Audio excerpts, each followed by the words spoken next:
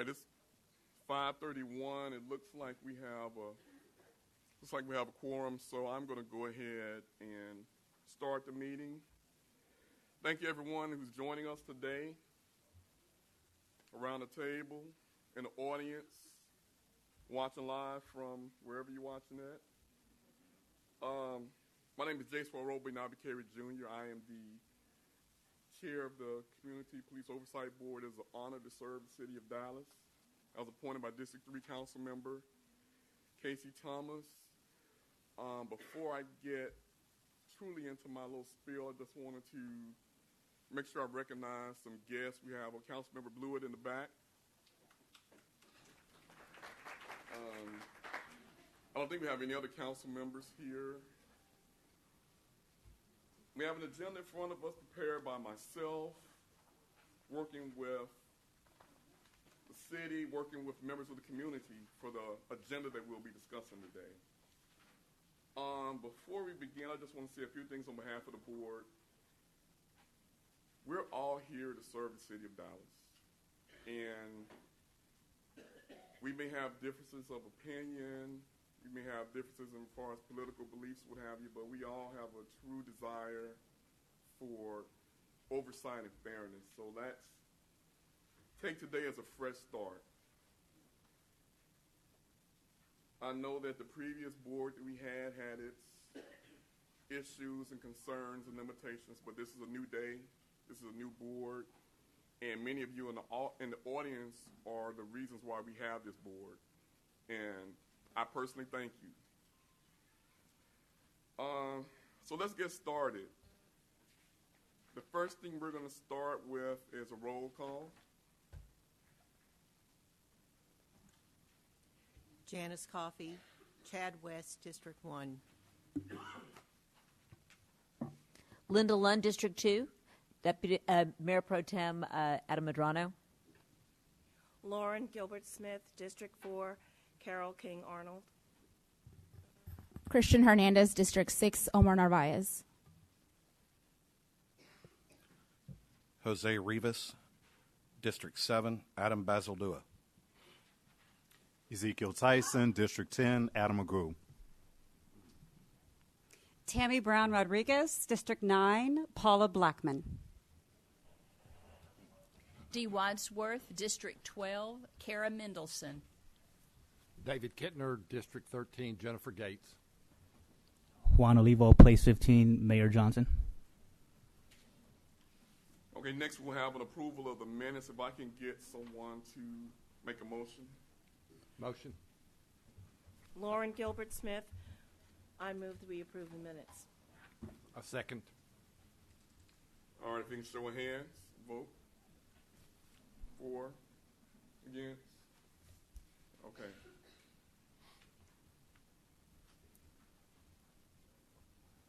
Minutes have been approved.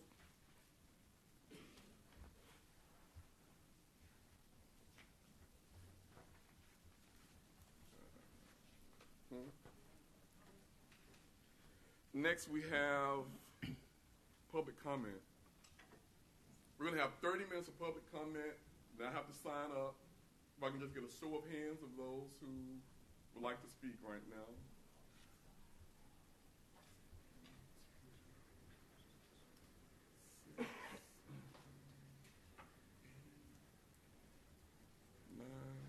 All right, so far I'm showing 9 hands. Is there anyone else that wants to speak? All right, so we're going to give everybody a minute and a half to speak.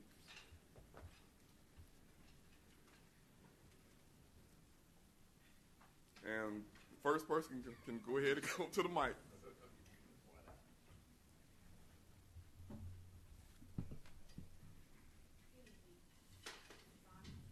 Good evening. Hold 1 second. Let me just give everybody some rules as far as public comment. Announce yourself, your name, and direct all comments to me, okay? Just to the chair. Thank you. Ruth Torrance, District 5. So first of all, I want to thank everyone that has committed to serve. I want to thank everyone that has committed to serve here. And I want to ask a question. if I worked for a construction company, like a concrete batch or a lead smelter, or the company that created Shingle Mountain, and a council member appointed me to the board for, say, environmental sustainability, or the board that issued special use permits, and you knew that the company I worked for wanted to come into your area where you lived and set something up, wouldn't you say, hey, hold on a second, that's contrary to the purpose of that board? I believe that you would. That would be, in its very nature, opposed to the purpose of the board. And so I am requesting that the members of this board who've been appointed, who do not believe the board should even exist, you can't even relate to the problems that black and brown communities have. If you don't recognize the huge chasm that exists, then you do not belong on this board. You can be a nice person, a smart person, somebody committed to serve, and that's beautiful. This is not an attack on you personally, but this is the importance to protect this board that took 40 years to get to this place. So I am imploring you to understand the rightful indignation that the community has when we have people appointed who don't even believe in the board or can relate or understand. As you know, it's not about race. It's about understanding what is happening here. So I implore you to really consider and make wise choices, because this isn't about me or you. It's about the best interests of Dallas. Thank you.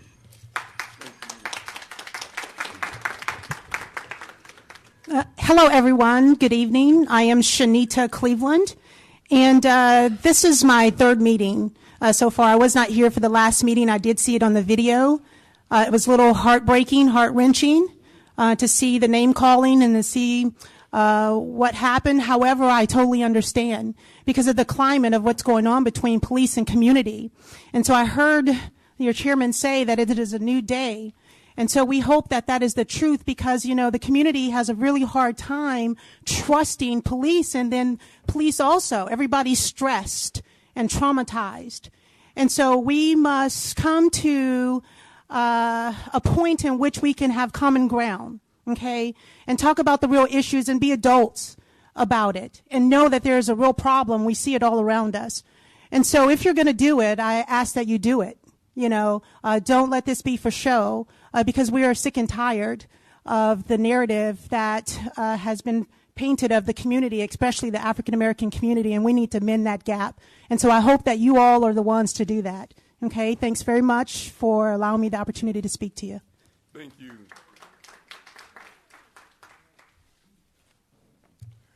My name is Reggie Ruffin. I live in District 4, and I'm here for the same reason that a lot of people are here for. We're tired of being trampled over and treated like petulant children when we're out here trying to live our lives and trying to do the right thing, and then we have the police seems to want to come over and just cause problems and then try to get away with it because of the badge. I'm dealing with an issue now where I had a jealous neighbor who wanted to start a fight with my dad over him parking his pickup truck in front of his house while he cut his grass.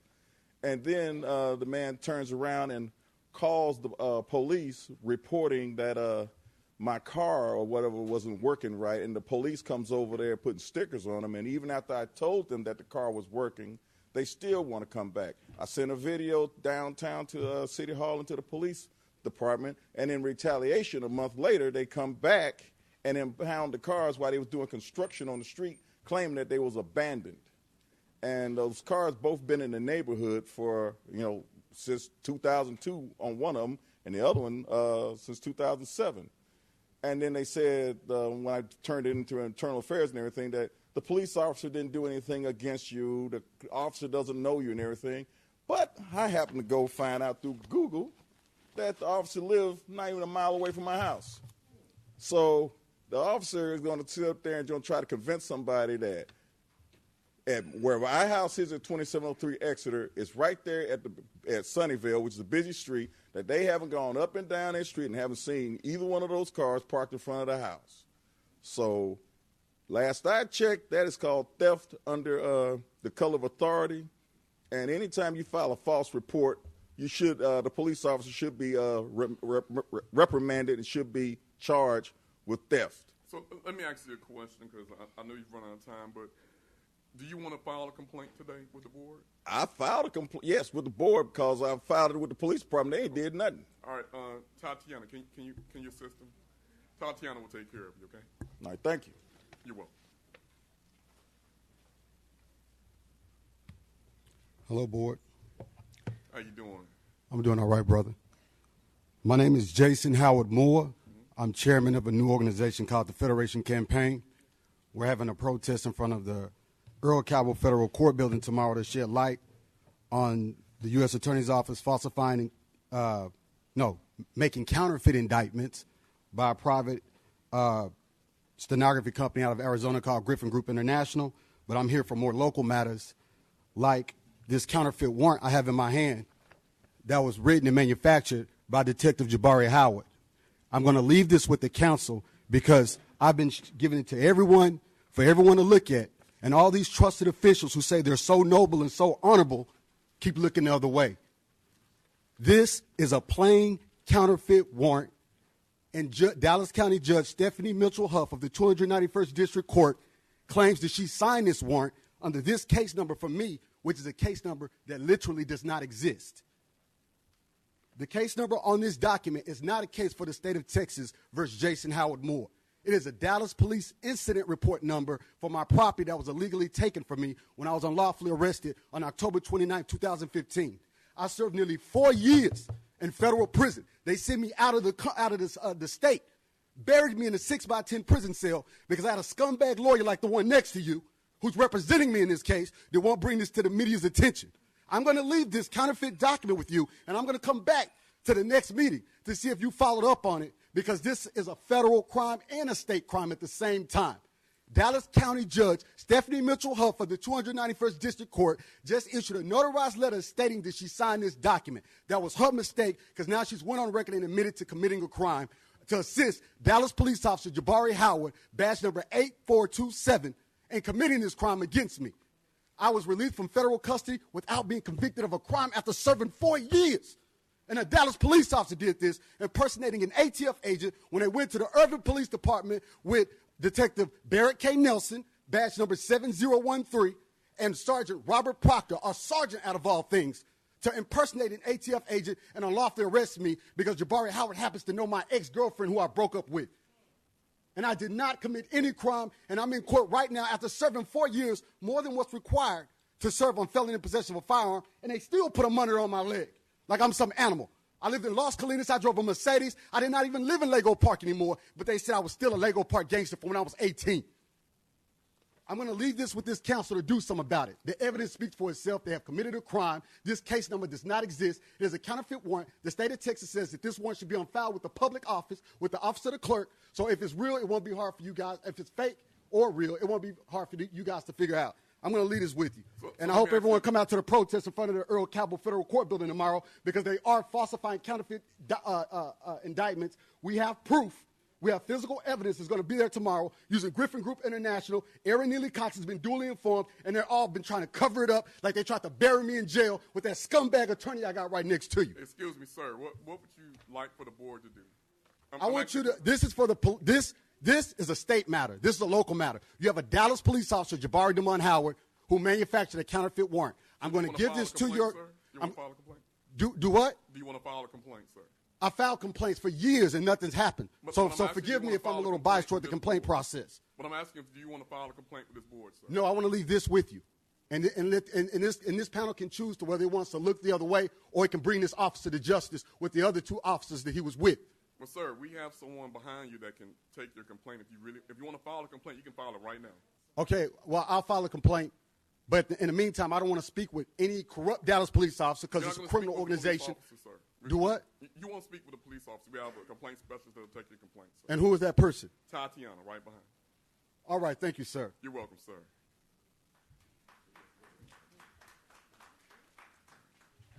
Well, Okay, well, good evening. My name is Gene Robinson. I live in Good District 13. I'd like to change the direction, actually, of this discussion a little bit. You know, I want to say that I appreciate everybody serving on the board here. Obviously, there are legitimate complaints that we've just heard. And I think it's good that we have people that are open-minded on both sides because the police do a difficult job. As we all know, the police department is substantially understaffed. They deal with extremely violent and drug-infused criminals every day. You know, I think that the problem in our city is not one of police brutality or police discrimination. I think the problem is we live in a crime-ridden city that our city council has and our city government has allowed to take place through malfeasance and misdirection. You know, if we look at the two recent examples of shootings that were in the news, in one case, a woman goes home thinking she's at home and accidentally shoots somebody in the wrong apartment. If we lived in a society where people weren't so, you know, crime was on their mind constantly, if they lived in a bad crime-ridden neighborhood, they wouldn't immediately assume the worst if they see something out of place. And in the second shooting of interest, the police officers go to a woman's house, again in a crime-ridden neighborhood. She sees a light in the backyard. She doesn't know who it is. She assumes the worst and shoots, or attempts to shoot. The police go, assuming a felony is in progress, so they're geared up and ready for action. You know, I see that the problem in our city is really not one of discrimination as much as it is one of crime. If we weren't also geared up and worried about crime, if we had more police on the street as a deterrent, it's statistically a known fact that the more police interactions, the more police complaints you have. Fewer police interactions means fewer complaints. Thank you, sir. I hate to interrupt you, but we have a line of people behind you, but thank you. Thank you, okay. Sir. Well, thank you very much. I appreciate you letting me make that point. Thank you. Hello, good evening. My name is Devante De Peters. On Wednesday, October 29th, the 28th, I filed a complaint on Dallas Police Chief Renee Hall due to her actions on October 8th in front of all you guys. And I had verification that my complaint was actually passed to Dallas Fire and Rescue is overseeing my complaint.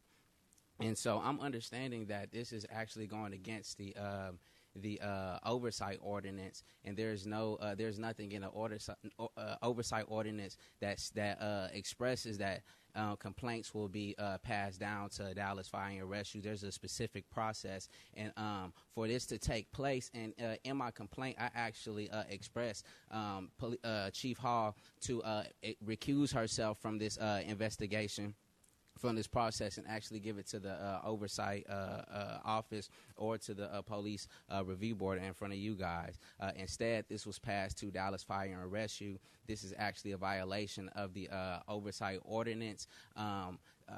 The police chief, she cannot create her own practices, her own rules. She has to follow the rules just like everybody else in this city. I want to also urge you guys to take leadership, because I don't see how Dallas Fire and Rescue would be even a relevant entity to oversee this when you guys were present on October 8th and they weren't, and this should have immediately came to you guys opposed to another department, which is not expressed in this oversight ordinance to take place. So I guess I'll be willing to ask you guys, would you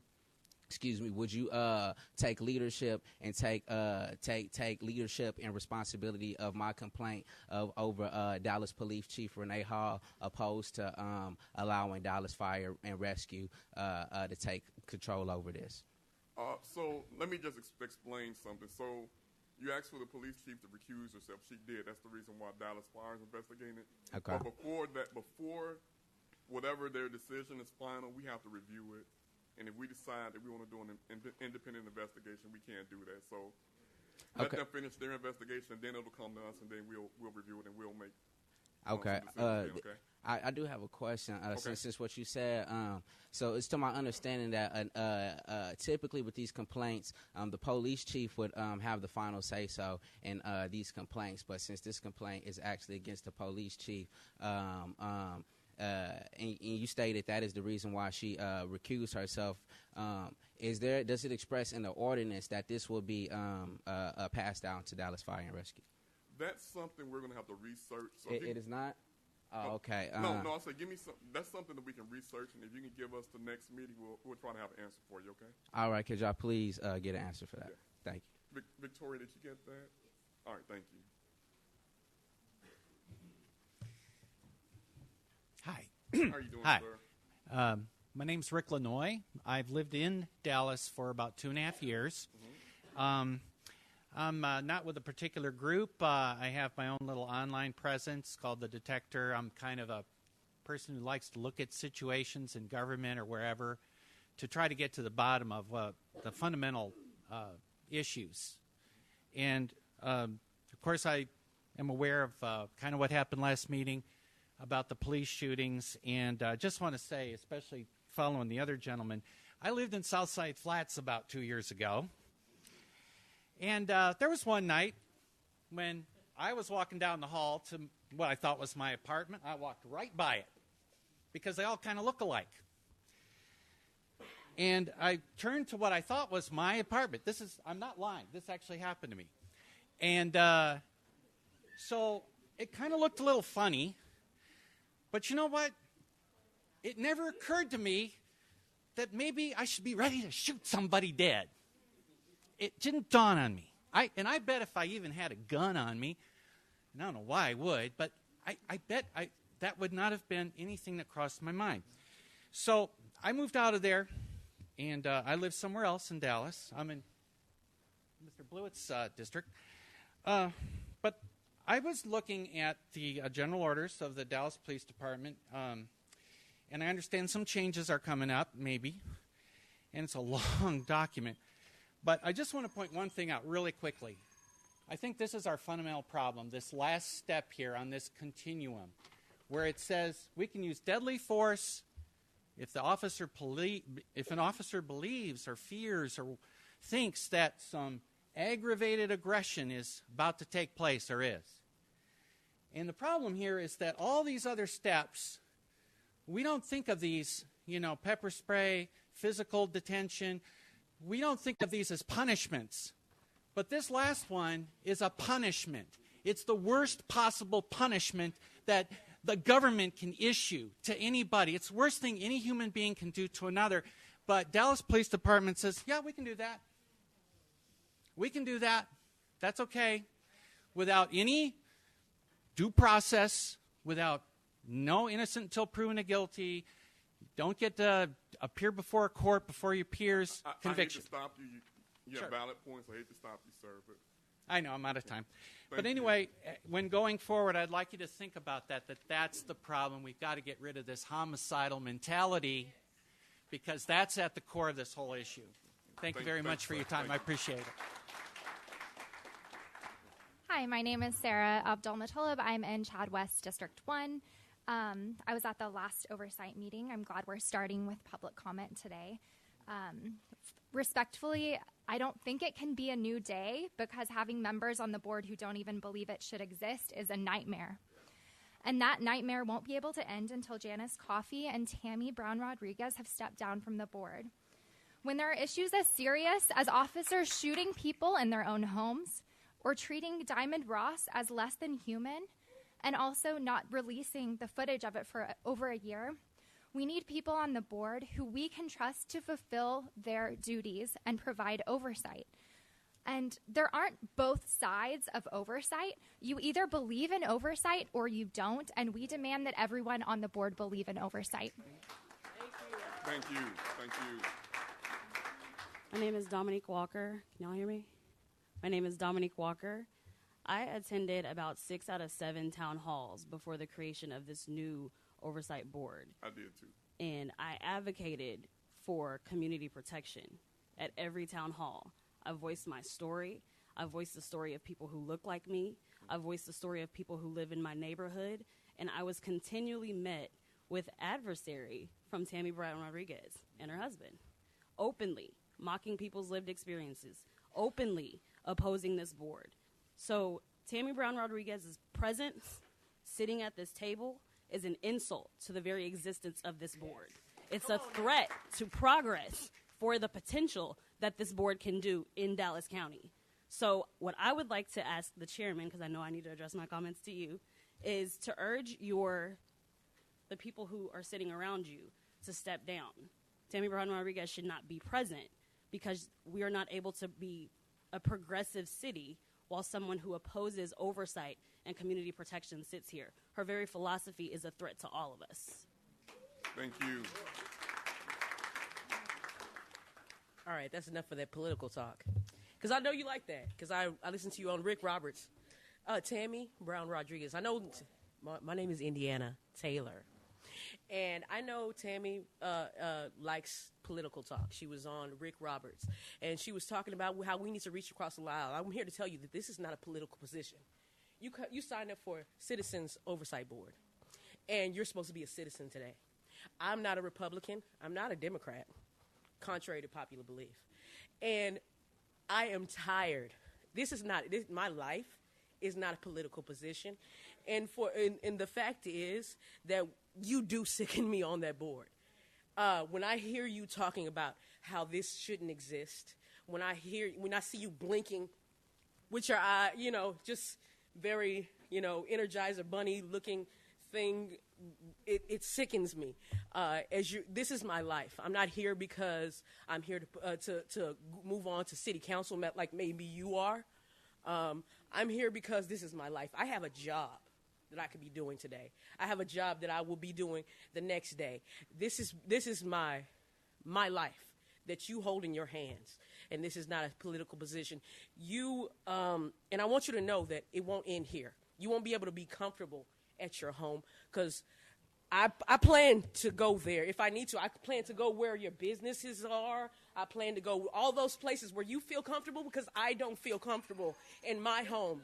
So just know that it won't end here. I will look up your businesses. I will look up everything that you have to take it from you because my life is on the line. So just know that it does not end here. And just know that I'm not the one to mess with. The fact that I'm up here should be very threatening to you. I know that my sister came here last time, and Janice, you said that's a threat.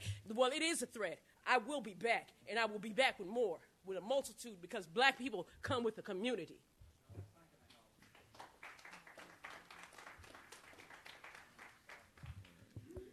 All right. My name is Minister Dominique Alexander, president of the Next Generation Action Network. I echo that Tammy Brown Rodriguez, along with the appointee of Councilman Chad West, should resign. I stand here. When we was here at the last board meeting, we didn't know anything about this. We advocated for a whole year for oversight. I heard a police chief tell me to my face that there was no standard protocol to an inhumane act of her police department. If there's no protocol for a council or anybody in the city of Dallas to know about the death, the senseless death of Diamond Ross. Diamond Ross had tickets. She didn't serve a warrant for murder. She wasn't on the run for a felony assault. Nothing. Tickets. She was handled. The gorilla that died in Dallas Zoo was treated much better than Diamond Ross. Let me say that. And it saddens me that we have to sit here with Diamond Ross. It saddens me that this is not a national city emergency about it. So this is what we're going to do. Next Generation Action Network will not stop until that officer resigns, until this board speaks. And guess what? The next stop I'm making is at the city council. Because guess what? Something going to have to be done. Diamond Ross, I need every city official, city manager, whatever it may be, to put some pep in their steps, because guess what? They had a whole year and a half to get prepared. I'm not trying to hear for no strategy. I ain't trying to hear for no investigation. I want actions a year later. So the next person that's going to come and speak is a family that waited a whole year for somebody to acknowledge Davon Ross. And I believe everybody going to hear them tonight. Amen. I'm going to allow this niece. I'm preaching. I'm sorry at heart. But at the end of the day, I'm going to pass it over to her niece and allow her to express the pain, what they had to go through. They absolutely didn't hear nothing from the police department. Nothing. And then the police department, when they released the video to the public, they didn't even give this family the decency to look at the video before they released it. The leadership of this department didn't even feel like it was even worthy. Just humanity. If you can meet with preachers and me, you can meet with this family. Let me ask a question. Do you want the board to investigate? We are going to, her attorney is going to make file an official complaint. We're going to go through that process. And board chair, I definitely would love for this committee to take it on. We know that the internal affairs process has been done. This officer was given a written reprimand. One officer resigned. So definitely I believe that under the work that I did with creating this or whatever and helping create this, I believe it's currently in you guys' hand after the complaint process. Okay. Yes. Okay, let me check with the city attorney. If there's going to be a legal claim against the city, let me check and see how the board will handle that. But go ahead and let me hear from the young lady, please. All right.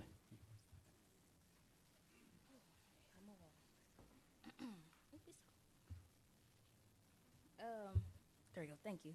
My name is Kitsune Thomas, and I'm the niece of Davon Ross. First of all, I want to say my prayers with your family. That is a terrible tragedy, and my heart goes out to you, okay? Thank you. My family was shook when they seen these videos, and we were disturbed and very, very well upset at the fact that no one thought to even show us these videos, to even acknowledge how my aunt died, because we were very, very curious on why she had bruises and how her death was so sudden, because she's a fighter. She fights hard. She doesn't go out without a bang. And for her to ask for multiple times for water, for help, no one thought to help her throughout that whole process. My aunt could still be here today if y'all gave her that chance, but y'all didn't. Y'all laid her on the pavement outside of the marshal's office and didn't even think twice to call an ambulance the moment they took her out.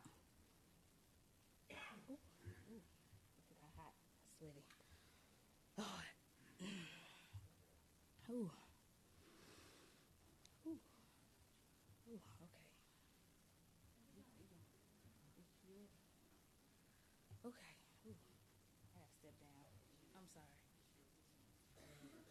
Excuse me, Counsel, I'm one of the relatives of Davon Ross. And to piggyback on what she said, the treatment of a person. Bad people and bad organizations sometimes put a bad mark on all organizations. Common sense tells us all everybody's not bad. Some people know how to do their job. There are those, police departments not excluded out of this, that don't know how to do their damn job, okay? Case of criminal negligence. Everybody's seen the tape, seen this. Come on. And just a slap on the hand. My God, get real. We give more compassion, treat them more like a dog or animal was mistreated in our society, and it's caught on camera, and you might be given, let's say, 10 years for an offense like that and fired. But that's all was done. You've seen it. If you don't know how to treat a prisoner in your I just call it in your possession there, you have them getting protocol. Who trains these people to do that? You don't know how to treat a person under those circumstances. Hell, get out the job. Let somebody do the job. They should be able to get fired off the job. But they're still on the job, resign, and we feeling like treated like dirt, less than a human and everything. Don't send us a letter of apology saying we're sorry for this. We don't want all that noise and nonsense. Don't make this a dog and pony show, just a formality. Going down the art crosshair. Do something about this. Do something about this. Make those people liable for what they did. Yes, it's been a long time. It hurts a long time. We don't know what condition she might have been in today, but treated as she was treated, you've seen it. You've seen the tape. Come on, this is not fiction. This is real. Do something about it. Don't escalate it to the next office and to the next office 20 years later saying, well, we still working on it. Damn it, do something about it. Get rid of officers who don't know how to do their job. There are some good officers. It's a hell of a lot of them don't know what the hell they're doing. You know it and I know it, and everybody know it. So I just urge you, do something about this. Don't let this fall on deaf ears. Yes, sir. And again, this is Davon Ross' mother, who suffered a stroke after her daughter was killed. And this is the very reason why these issues are serious, because when an officer acts the way that we have seen in many cases, it not only impacts the person, but it impacts the family, and it take a trickle-down effect. So these are real issues. I just want to say something to Dominique. Dominique, hold up. I just want to say something to Ms. Ross. No parent should have to bury their child. No parent should have to do that. That's not the way, the natural progression of life. And so, again, my thoughts and prayers are with you. And we will see what we can do in regards to looking into this case as well. Thank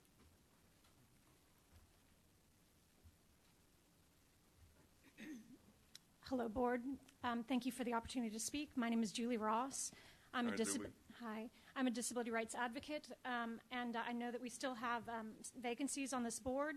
I've spoken with my councilman Blewett and asked to be considered to be a member of this board, because as a disability rights advocate, we say one thing, which is disability rights are human rights and nothing about us without us. And one thing I want to educate everyone on is the fact that disability rights are a civil right. And disability rights include the rights for people with mental illness, the rights for people who have brain diseases like substance use disorder, like opioid use disorder, like alcohol use disorder, people who are deaf, people who are blind, people who have autism, intellectual disabilities, and a number of other disabilities, both non-apparent and apparent. I'm someone that lives with disability. I have chronic illness. I'm also clean and sober, 16 years and in recovery. And I can tell you, that Davon Ross, watching that video, hurt my soul, and it's traumatizing. My sisters and brothers in recovery, no matter where they are on the path to recovery, if they're in custody, at every point of contact with the criminal justice system, they have a right to accommodations. It's a disability rights issue, and that includes people with substance use disorder. Okay, it's a brain disease, and we need to be able to check ourselves and understand that ableism, like racism, is prejudice. Saneism, which is discrimination against people who are perceived to have mental illness, is also a form of discrimination. And without people on this board that understand disability rights as a civil rights issue, who can understand the communities that are impacted, who have relationships with those communities to help people respond, not as a wellness check with an armed police officer, but with the community supports that individuals who are experiencing substance use disorder, mental health, crises, and related circumstances can get access to the services and supports they need. But first, we need someone that understands these issues. It doesn't have to be me, but goddamn, we need someone that has lived experience, that knows what it's like to advocate for disability rights. Because Davon Ross and others of us, people who have mental illness, people who are in crisis with substance use disorder, don't call the police, because half of all victims of police brutality are people with disabilities. Yeah, valid points. I hate to stop. You're out of time, but you have valid points. Valid. So I want to say thank you. For one, I want to say my condolences to Ross's family, but also to let you know that I want to be a resource to you. I want to connect you with those community resources. I want to help educate you, because at any point of contact, people like myself, and particularly people who are multiply marginalized that come in contact with the police, need to be safe. We still have civil rights. Disability rights are civil rights. Yes. Thank you for the opportunity. Thank you.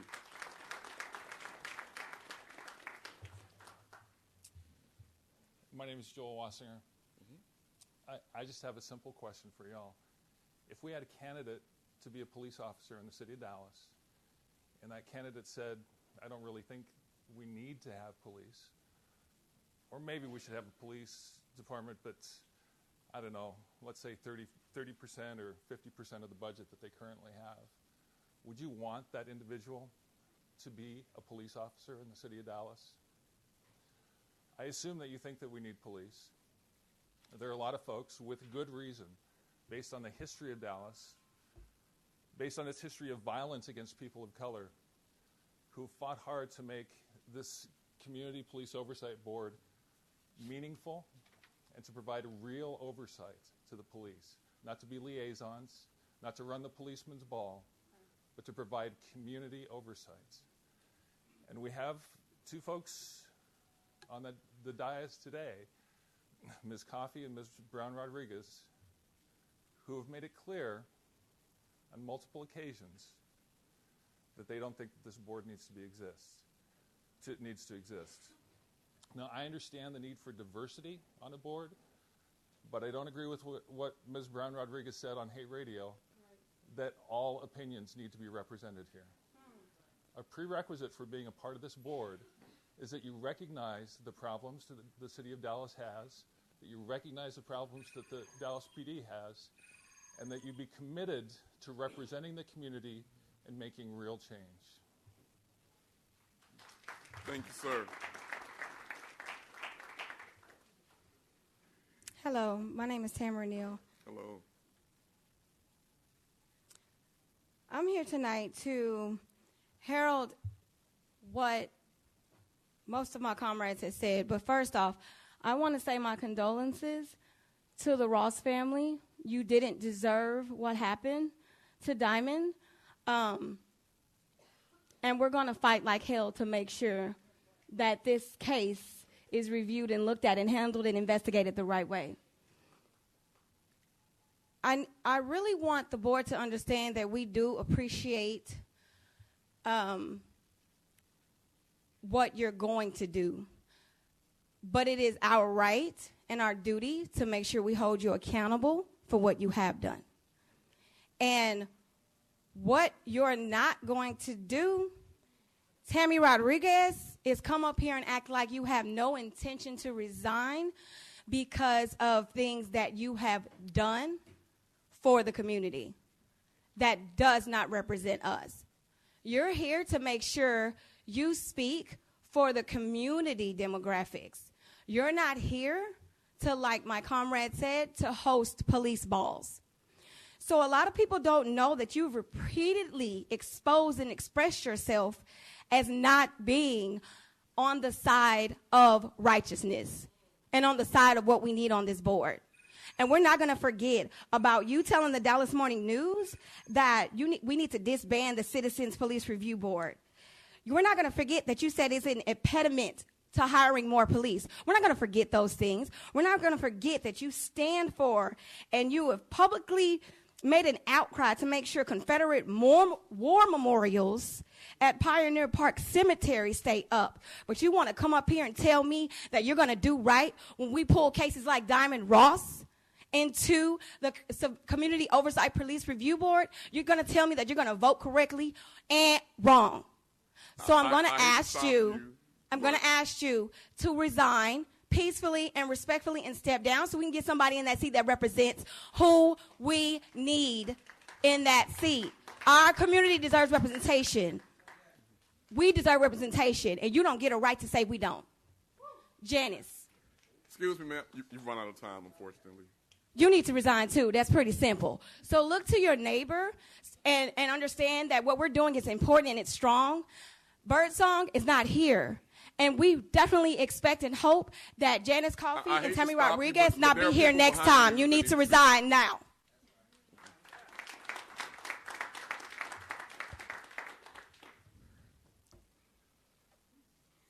My name is Suzanne Carpenter, and I'm here to say that there is another side to this. I don't know most of the people that sit on this board, but I will not come here and say because you don't agree with everything I say, that it's my right to tell you to resign. That is not my right to do that, to say that. Every person on this board has the right to sit on on this board. And I find it so disconcerting that people are calling for people to resign off this board when there hasn't even been a meeting yet for you to even see anything that any of the people are deciding on. I attended last month's meeting, and it was just, well, and there were no cases reviewed there. No cases of any citizen was reviewed. It was just demanding people resign from the board and threatening. It's just very concerning to me as a citizen of Dallas that people are threatening and demanding people to resign from this board when there hasn't even been a meeting, an official meeting yet. So I wanted you to know there's another voice, and we want to be heard as well.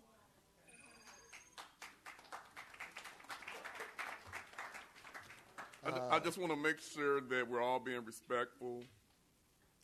My name's Cooper. In a real democracy, you can resign, or the people can vote out any people any elected official, or not even elected official, they need if they're not doing their job. And so if this was a real community-led event or meeting board, then y'all would be we'd be listening to y'all. Y'all tell us, and we'd be saying, oh, we'll see about doing that. But that's not, because the people here don't really, they don't have any power, and y'all aren't really giving them any power. And they, in a real democracy, they'd have, this would be the people up there, and we'd be the people actually making decisions, and y'all aren't really doing anything.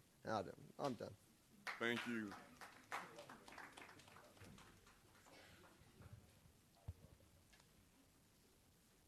I'll wait. I was kind of having a little. Okay. How y'all doing? I'm Leilani. I just first want to say that I'm thankful for last meeting, because had it not been for last meeting, none of us would be able to have this opportunity to speak right now. So shout out to those from last meeting. You're wonderful. Secondly, I just would like to say that if I got on Facebook today and said that my job is pointless and I don't need it and it doesn't need to be here and it's stupid for my job to exist, guess who would lose their job? I would, immediately. So for people to get up here and not address you guys but address us and say that we should not say that you should step down is ridiculous. And for you not to even think that you should step down is ridiculous. For you not to believe in something that you're supposed to be standing for, that is crazy. I am the community. These people are the community. Listen to the community. If you cannot hear the community, step your ass down. It's time to go. Goodbye. There's no reason for you to be here. Yes, I do believe that people can change. I do believe that people can grow and things like that.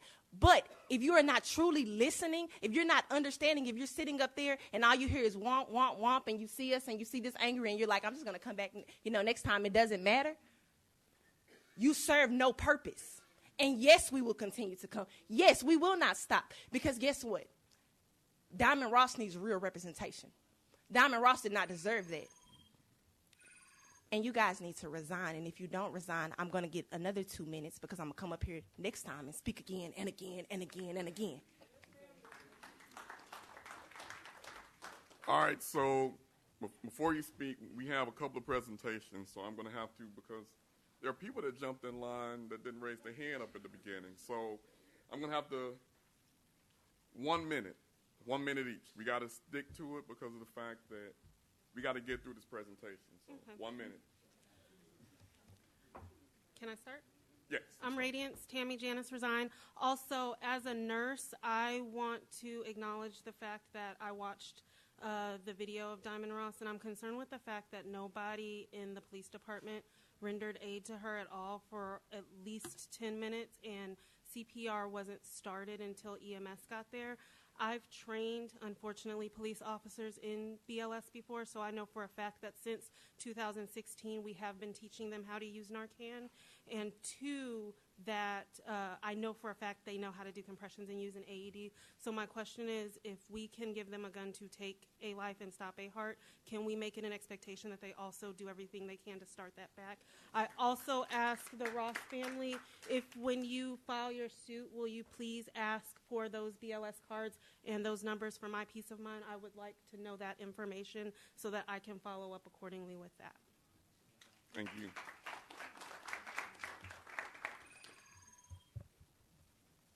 Mr. Chairman, board members, I'm Dr. Carol Hornsby Haynes, and I represent Citizens Matter.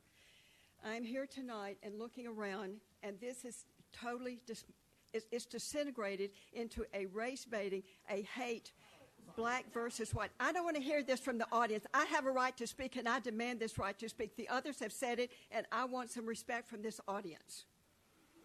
Lest you forget, this cannot be a segregated board. Now, I know you want these women off the board because the whole deal is they are white and they're conservative. You want them off the board. I remind you that whites have a right to have people on the board. So do conservatives. Those of you who said there is no conservative movement in Dallas. Hold on 1 second. It is everyone. Be quiet. Let her, she has the right to speak. Please, let's be respect. Can we be respectful, please? I'm sorry. Okay. Thank you, Mr. Chairman. They've had their say. We expect to have ours. But for those of you who think that conservatives in Dallas have no place, and Mrs. Rodriguez have been told that, we pay taxes as well. We vote as well. We are members here as well. We accept the same respect. And, Mr. Chairman, I appreciate your looking after things very much. You have a hard road to go. But we expect people to pay attention. Mrs. Rodriguez has every right on this board. She was appointed. The rest of you who think you're going to drive conservatives out, you've got another thought coming.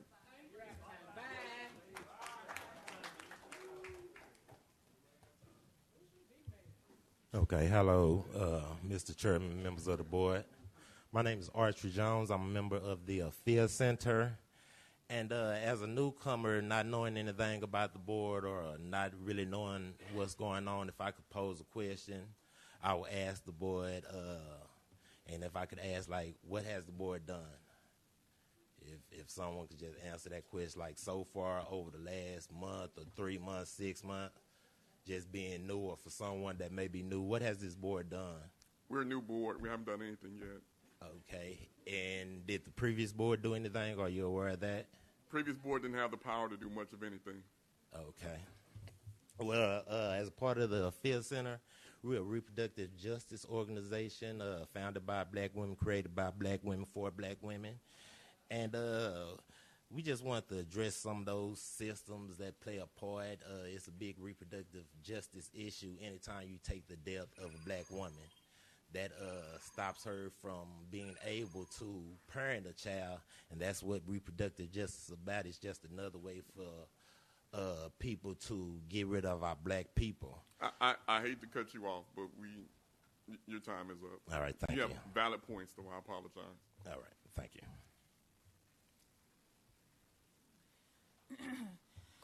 Hey, y'all, my name is NaN Kirkpatrick, and I have to say that I was surprised when I walked in this evening. I was not at the first meeting.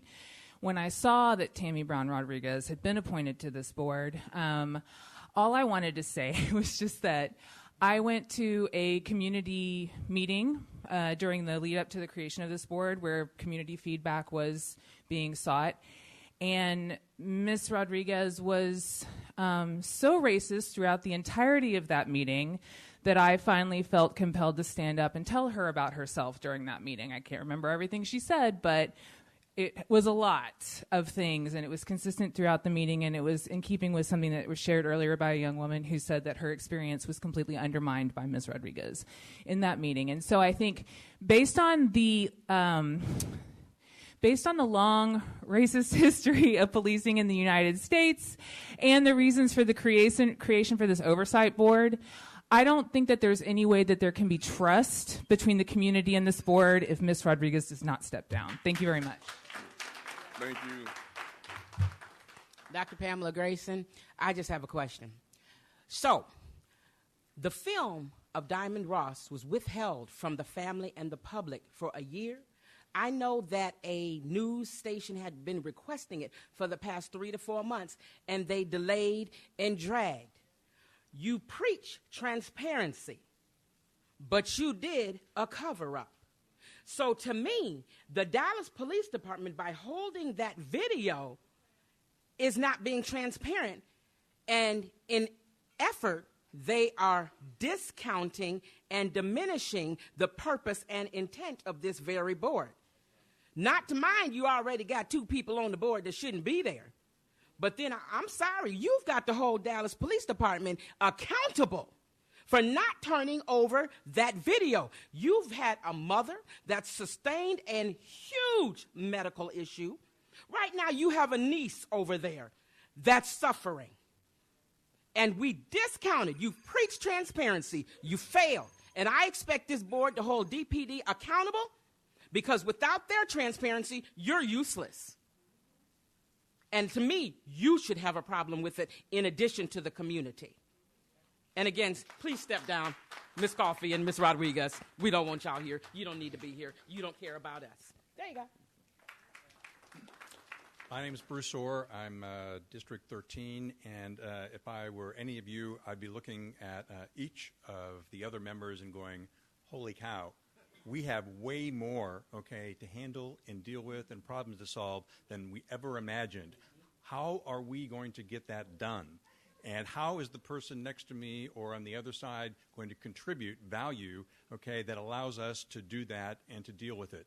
And anytime you have someone here who doesn't even believe in the mission, they need to be off, because they're good people, but they're taking up space where we need to have people like Julie Ross, who can come in here and add and help and contribute to those things that have to do with disabilities and all of those kinds of things, right? And so my other question is to you, when are you going to start to work? Is there anybody on this board who can tell me all of the locations or how many locations you actually have in your district for either submitting a complaint or picking up a complaint? You guys have to start digging in and understanding that it's not the police's job or John Fortune's job or the community's job to come and give you all this information. You need to go get it. This is a job that every day is going to be homework. What about the best practices? Do you need to do all the work that the community has done, 75 pages worth of research on best practices of all other oversight committees and oversight in the country in order to make ourselves more knowledgeable so that we could help deal with this? You know, we can provide that. Maybe that's a shortcut. But this is not something you're going to be able to come to these meetings and sit back and just wait for it to come. Okay, you're going to have to get active. You're going to have to get dynamic. You're going to have to identify the issues, figure out what it is you need to do.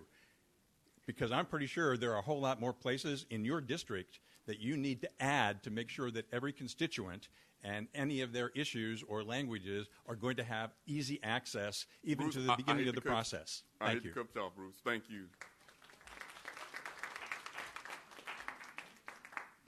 Okay, next we have we need to have a discussion with the board and basically determine how do we want to conduct these meetings, because the previous board had a certain way of conducting meetings. This is a new board.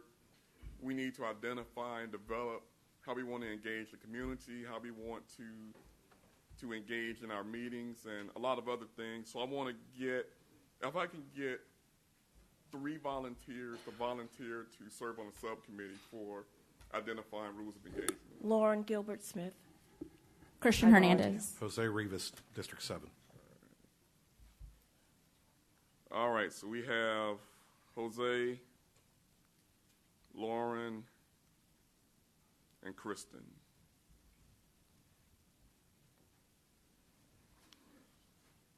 Casey will get with you and give you some information so that we can kind of talk about how we want to create and establish rules of engagement for our meetings, okay?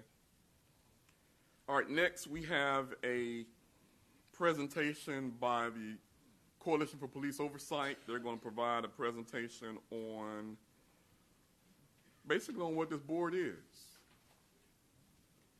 I believe, Changa, I believe you're going to be driving over here, the podium over there. Changa Higgins.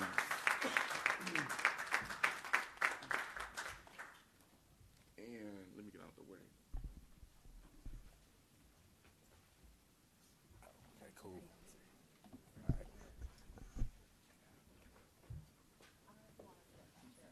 Okay, this is kind of weird, so I'm going to be looking towards you guys. But thank you for giving me the opportunity to speak, Chairman and the board.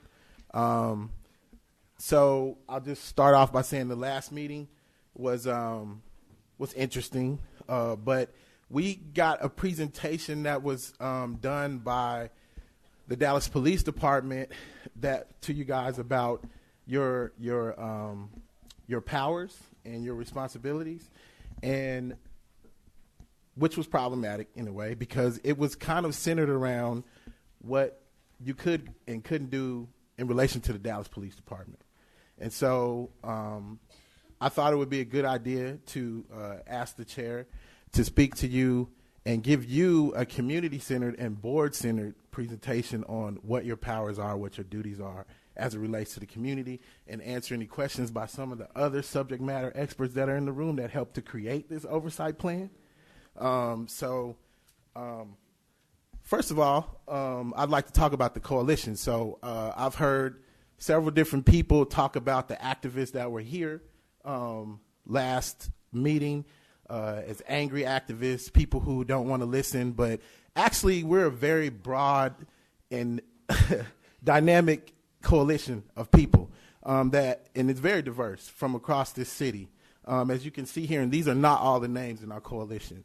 These are just what could fit on the page. But we have a very diverse coalition of people who have come together to support, to put their resources behind creating this oversight plan over the last year or two to make it a reality. And so the people that you saw here last week that were standing up to be heard and demanding that public comments be allowed are not crazy. And so I'd just like to acknowledge them, so many of them out here in the audience today, and say thank you for your work on this. So really quickly, how did we get here? So in 1988, as many of you know, there was a community Citizens Police Review Board created, and that came out of a lot of pressure from the community, a lot of work by a lot of elder activists in the community, city council folks like Diane Ragsdale, Al Lipscomb, Roy Williams, Marvin Crenshaw, Fahim Minka, and others came together to push this city to creating a civilian review board.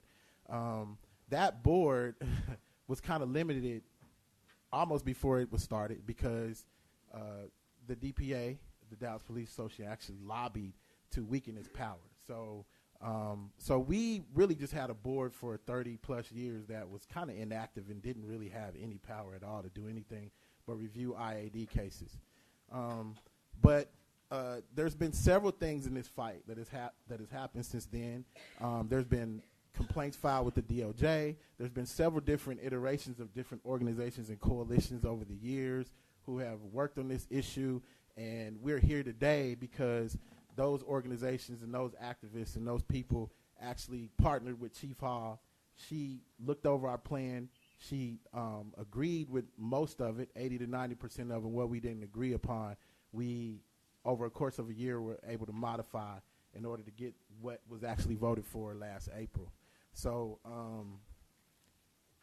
like we're saying, when you see people so passionate about this work, it's because people like myself who spent 10 years on it, and others who have spent over 10 years, decades. We have elders who have been advising us in this process. It is something that is very personal, and it's particularly personal to marginalized communities, black and brown communities, that have bore the brunt of bad policing in Dallas. So it's almost offensive to hear people talk about their right to sit on this board and their right for their perspective when this is created for oversight. And it's a restorative board. Like what you're doing is restoring something that had been broken, and that was never right. And so your attitude and your framework on how you look at this, you need a mindset shift if you plan on staying on this board, because it is different. So the Community Police Oversight Board, the mission primarily is to promote respect and public trust between residents and the police department. But it also is a restorative. The mission is also about restorative justice, too. You are here to help fix the years of historical problems that we've had with policing between black and brown communities, other marginalized communities in Dallas. Protecting the civil and legal rights of Dallas residents, and building trust between the police department and improving public safety. So I will just say this, is that public safety, as we've heard throughout this year, reimagining public safety and talking about public safety being something that has to shift from something that is so police-centered and police-focused, that you are a part of public safety, this board. And you are on the front lines of reimagining what public safety is going to mean, instead of it being just something that always is centered around Dallas Police Department. So the Oversight Board focus is really 5 areas. So structural independence, transparency and accountability, procedural fairness, public outreach and engagement, and training and education. And I'll go quickly through all of these because I believe, Chairman, you have some time for some questions and comments from the board. So I'm going to move quickly through these. Structural independence. So this board is an independent oversight agency accountable to the community, the city council, and the mayor. Not the police, not the city manager, or anybody else. It provides a window into IA processes, internal affairs processes for complainants.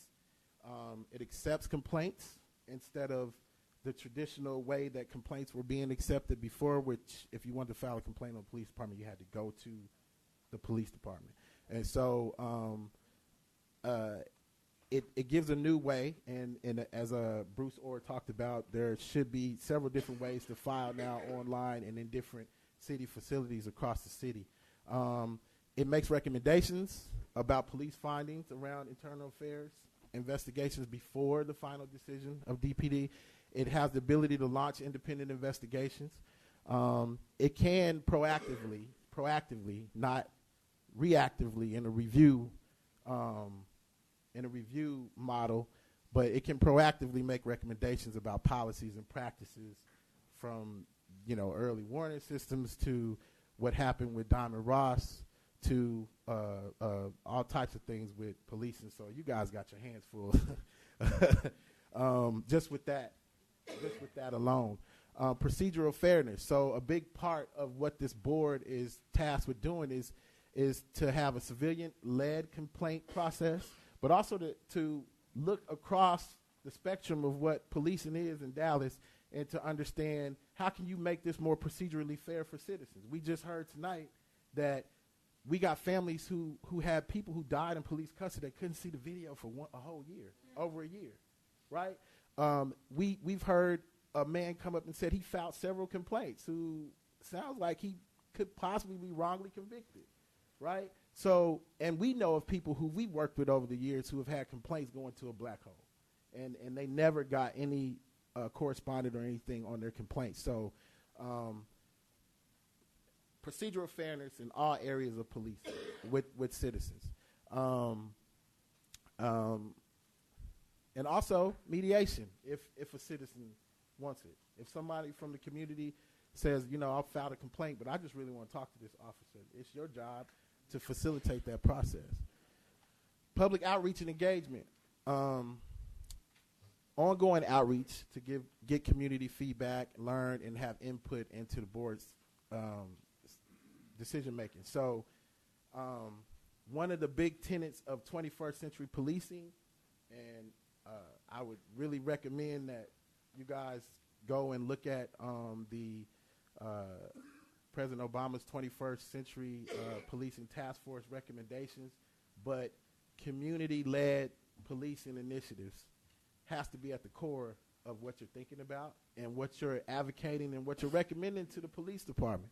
You're going to be the public face, according to the new way this board functions in times when critical incidents happen, like Davon Ross or when Botham John happened. So, it may very well be that you could be sitting in a room full of people that are angry like this over an incident. And it's going to be your job to stand up in front of them and tell them what you're going to do and how you're going to represent them. Your job isn't really to sit here and be fair and balanced for the police department. The police department already has the law. They have the union. They have protections behind them. They're well protected. They have federal law behind them. So they don't need any more protections. This is about fairness and protections for citizens. Transparency and accountability. We heard that word a lot tonight, right? So this board is supposed to be a tool to help the community understand police policies and practices, and to help understand police policies and practices, right? What is the practice? What is the practice when someone goes into when they're arrested and they need medical attention, right? What is the practice when someone goes into their or it gets a warrant and it doesn't have the right information on it, right? It's your job to find that out, and also report that to the community. Reporting on an annual basis to the council, the mayor, and all the recommendations that you make to the chief. This is a transparent process. The community is supposed to know about it. So your job is to make sure we understand. And to also be a window into Dallas Police Department, right? One of the big problems in the community when an incident happens that is so sensitive is we don't know the process. So, all we get is the top cop standing in front of us telling us that the actions of the police officer was justified, right? That doesn't help public trust. That doesn't stop protests. That doesn't stop people from being angry. It just creates more distrust, right? So it's your job to be able to understand those policies, get those policies, make recommendations about those policies, and say, you know what? We're going to come out to the community, and we're going to talk to the community about what the process is and educate them on what the process is to build that trust, because sometimes it's just about us not knowing the process. And also training and education. This is a big one. This has to be more than just DPD training you and going on ride-alongs and taking all the DPD training. That stuff's great. The old review board was great about all of that. This board has to be doing more than that. Some of the comments that some of the board members who are on this board right now have made in the media lets me know that you need some serious bias training, that you need some serious cultural and historical training around black and brown communities and marginalized communities and their perspective on policing, not yours, because you're here to serve them. So that also has to be a part of this, right? So that means you're going to have some uncomfortable conversations. You're going to have to be in some uncomfortable settings where you're going to have to learn. And you're going to have to shift your mindset in order to understand what policing is for everyone in this community, not just you. Because quite frankly, for a lot of white folks, policing just ain't a problem. And that's okay, but it is a problem for other people in your city. And you need to understand that. So your duties. This is an advisory board. It's to ensure the board, the Office of Police, Oversight staff, and the city leaders remain dedicated to the mission. Planning, development, staff, and basically make sure you're staffed and you have resources. This board, many of you may not know, but the $400,000 that's been allocated for this board is only about half of what's needed for it to fully function the way it's supposed to function. So when we have appointees here that feel like it's okay now that it's underfunded, it's really a problem, right? You can see just from one meeting, there's enough work for you guys to do for months. So you cannot underfund this board, and you can't be a proponent of underfunding it. So oversight is to provide a fair and thorough complaint process, which I mentioned before, initiate independent investigations when necessary, and that does not have to have a complaint tied to it for the board to initiate an investigation. If this board votes to investigate an incident, it can without a complaint. It's to improve police interactions with residents through policy recommendations. Before this board was created, I've sat through many civilian police review board meetings, and it was just IAD telling the board what happened, and then the board would have to ask IAD, well, is that standard procedure? Is that legal? Is that whatever? It's like, yeah, it's legal. This is what we do, you know, whatever. And it's like, which is crazy, right? You can't ask the people who are investigating the police to actually tell you if the police were doing their job right. So you can't ask police to say police weren't doing their job right. A big part of your job will be to proactively look at these policies and recommend policies. And if you cannot get the chief to agree, and if you feel like it's something that is of big enough importance, you can escalate it to the council. Of course, being fair and being transparent and accountable to city and community stakeholders. Introducing data into this. I don't know if there's a data analyst or someone who knows about research amongst you, but you may want to consider talking to some of the other council members who have not appointed someone yet to get some data researchers, particularly some criminal justice data analysts or researchers, to be a part of this board. Because you'll be issuing annual reports. We have several. I know that Bruce Orr had just compiled several different reports from different cities to give examples to the city manager and to the board at some point on how those reports look. And so data is a big part of that as well. So once again, community engagement. And I will let you guys ask questions. I didn't want to take too long. So, Chair, how you? And if I can.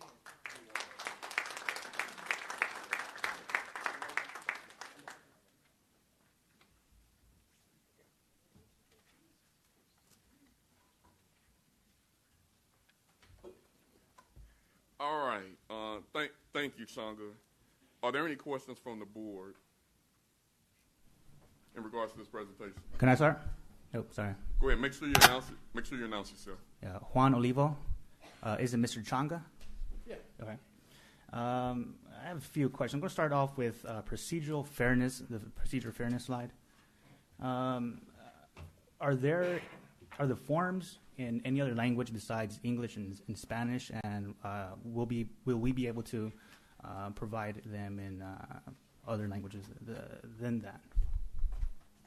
That's actually a question for you. Like, I think that's something that, as a board member, you should be recommending. Okay. As far as once the police reports are filed, it's my understanding that they are logged and centralized in the city manager's office. Is that correct? So whether or not somebody if I file a police complaint with either us or the police department, it goes straight to that office, correct? It should go to the Office of Police Oversight, yes. Okay. So if I have filed a police report or a police complaint against with the police department, that person, or I shouldn't have to come to us, right, to file the complaint? Wait. Let me make sure I understand your question. Are you say you file a complaint with the police department, or you file a complaint with the Office of Police Oversight? Well, there was a gentleman that spoke earlier. He said that he had filed the complaint with the police department, right? He doesn't have to refile with us, right? It's going through the same process, correct? Well, we don't really know the facts of his situation, so we really can't speak on it. Well, let me rephrase. If I file a complaint with the PD, right? Right now, like if you file a complaint, right. That complaint will go over to the Office of Police Oversight. The same process they will house all. And this is a new process. Now, his process was different. So the new process, if you file a complaint, whether you file it with the police department or you file it with the Office of Police Oversight, the Office of Police Oversight will house all of the complaints. Right. Now it's next slide, public and outreach engagement. You mentioned having some sort of speaker on behalf of the board. Are we going to, now at this point, I'm not sure who to ask this question, so I'm just going to go ahead and ask. I can answer that one too. Okay. So each board member, one of the things with the community engagement piece, and Changa, I apologize for, each board member is responsible for making sure that they go back to their council districts and educate members of their community on the board's responsibilities, and all that good stuff. So say, for instance, your council member has a community meeting. You can just show up at the community meeting you can talk for 5 or 10 minutes on what the board is, and that serves the community engagement piece. Okay. You may be asked to do more, but that's a start right there. Okay. Next slide, transparency and accountability. Our recommendations of this board, are they done after we have completed our investigation, or after our annual report, or when does that happen? So what happens is after the investigation is completed and we make our recommendations, the police chief, if our recommendations differ from the police chief's recommendations, then she has the option to either accept our recommendations, to decline them, or to compromise. But those recommendations are a public record because of the fact that we will be making those recommendations in this public meeting. Everything that happens in this meeting is a public record. Right. So that's how it becomes a public record. Then at the end of the year, we'll provide a report of number of cases we reviewed, what the disposition was of those cases, how many recommendations we made that were accepted, recommendations that were declined, and so forth, so on. I'm almost done here. I have 2 more questions. I'm sorry, Mr. Changa. I had questions, and I took this. I didn't know we were. Budget. When do we talk about budget? When do we know what the budget allocates for, as far as public outreach, as you were mentioning? So the board actually, this is an advisory board, not a governing board. Okay. So the board really doesn't have any control over budget. That is solely up to the discretion of the city council. Now, as a citizen, you can recommend that your city council members support, and anyone in the audience that's a citizen can recommend what the city council should support as budget. And I can tell you that this board definitely doesn't need a budget cut. That's right. So, in fact, we probably need more money than the office has right now. But we definitely don't have power over budget. Okay. Last question. As far as performance reports go, a year is a long time to wait. I think the community and I would agree with me to say we can get some sort of like interim or quarterly reports, if it's possible. No, the board has the power to do that. Okay. We can decide whether we want to do an annual report, if we want to do a quarterly report. That's up to the board. Has the power to make that decision. Okay. Again, sorry, I didn't know this is. I would just feel like the community, deserve to. Well, that's why we're doing this, so. right? Is because we know that a lot of board members are new, and a lot of the board members who are continuing from last year and the former board don't really know what the powers and the duties of the board is. This board is powerful, and I'll say this to the community. You've seen a lot of media stories about this board. This board is powerful. It's for us to hold the city accountable to make sure that they can be as powerful as we set out for them to be, right? So it's going to take a mindset shift on behalf of the city management, the board, DPD, and the community, because it's not the same game that it was last year or for the last 30 years. Okay. Are there any other questions? Okay. In light of the changes to the board, I'd like to make a motion. Wait. Let's finish with the questions, and then we can. Any other questions from the board? Yeah, I have a question. Christian Hernandez, District 6. So you mentioned that right now the board is severely underfunded. How much would you say needs to be more allocated for the board to function in a capacity that it needs to? So once again, we looked at boards in different cities that had the same population and police force demographics as Dallas. And we looked at quite a few, over a dozen. And the number that we came up with through our analysis was around 1.2 to 1.5, on the high side 1.5, but 1.2. Currently, $400K is what's being funded right now. And that's just to get the Office of Police Oversight staff on board. But that's just for staff, right? All the other work that you're going to have to do, that's not funding that work. So, are there any other questions? From the board. Are there any questions from the board? Okay, now we can open up the questions from the community. We'll take about 5 questions, and then we have to move on to the next agenda topic. You can step up to the mic.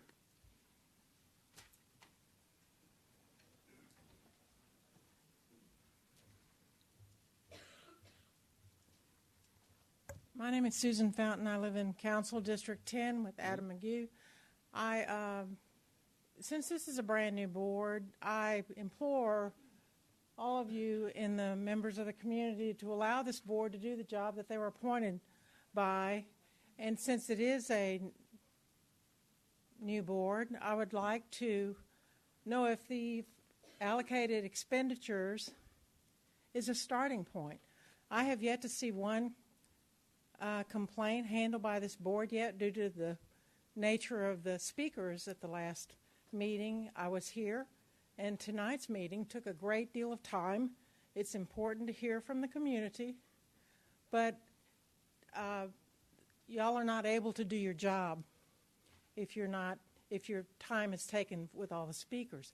Can you not take the allocated funds that you've been given and use it as a starting point in order to see if the number of complaints merit the adjustment in the allocated funds to the $1.5 million that you'd originally asked for? So, Chairman, if I could, I know that Bruce Orr, who is a member of our coalition on the policy team.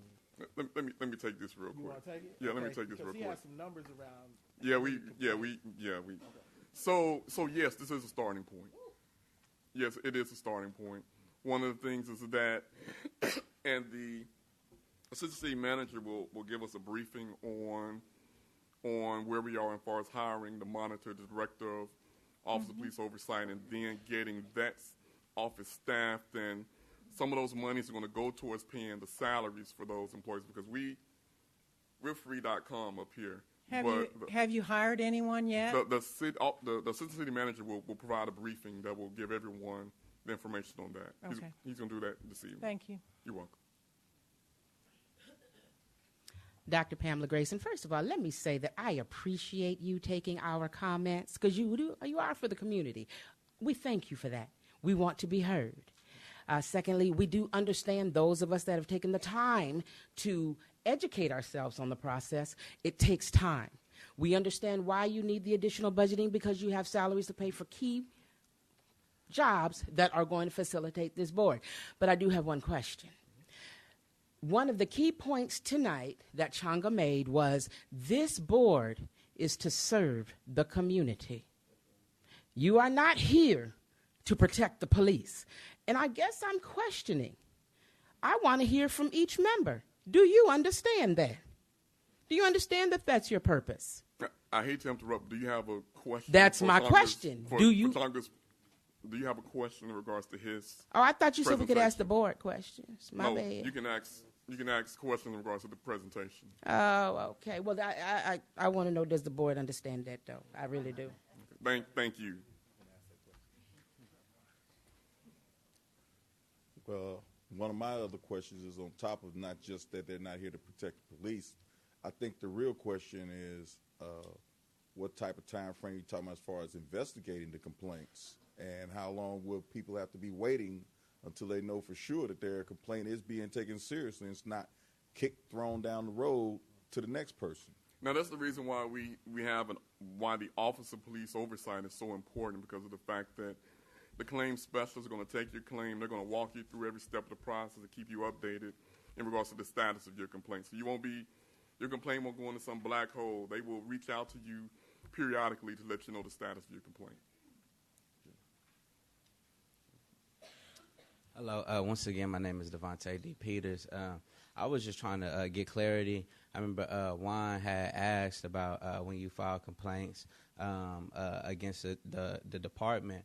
How he inquired about the process, and I think he had kind of stated that the complaint is supposed to go directly to this board, or could you kind of explain what you explained to him? So I just want to make it clear: this board, we do not process complaints. We do not accept complaints. Right. The complaints are taken by the Office of Police Oversight, or the complaints can be received by the police department. You can either go to the police department, or you can go to the Office of Police Oversight and you can make a call. Wherever the complaint comes in at, either from the Office of Police Oversight or from a police department, they are housed in the Office of Police Oversight. Okay, so I guess my question would be basically just to help me understand the process, since my complaint was against the police chief. So she probably wouldn't be investigating herself in this. Why was this not sent to y'all or to the Office of Police Oversight? No, it was sent to the Dallas Fire and Rescue. Well, because of the fact that, one, the Office of Police Oversight hasn't been hired yet. Okay. So someone has to investigate it. Okay, so I guess if somebody else, if he files in a complaint and it's not against the police, it was just a police officer, would it then go to the Office of Police Oversight or the Review Board, or would it then subsequently have to go to the Dallas Fire and Rescue like mine did? Well, currently the Office of Police Oversight hasn't been filled yet. Okay, so currently if somebody files a complaint, it's not going to go to the Office of Oversight, Police Oversight, because it's not filled yet. So therefore, could it go to y'all, since y'all here, opposed to Dallas? I'm trying to see why Dallas Fire and Rescue is relevant to this complaint. So can we talk afterwards?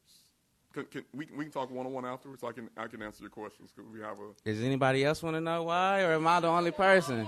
I mean, I could, but you know what I'm saying? Okay, so let me explain. So let me explain something. The Office of Police Oversight currently has not been filled. There's no staff yet there. So if you want your complaint to go to the Office of Police Oversight, it's going to sit and wait. All right. If you want it to somebody's staff. Right. So the investigation is being done by Dallas Fire and Rescue. They will not render a decision.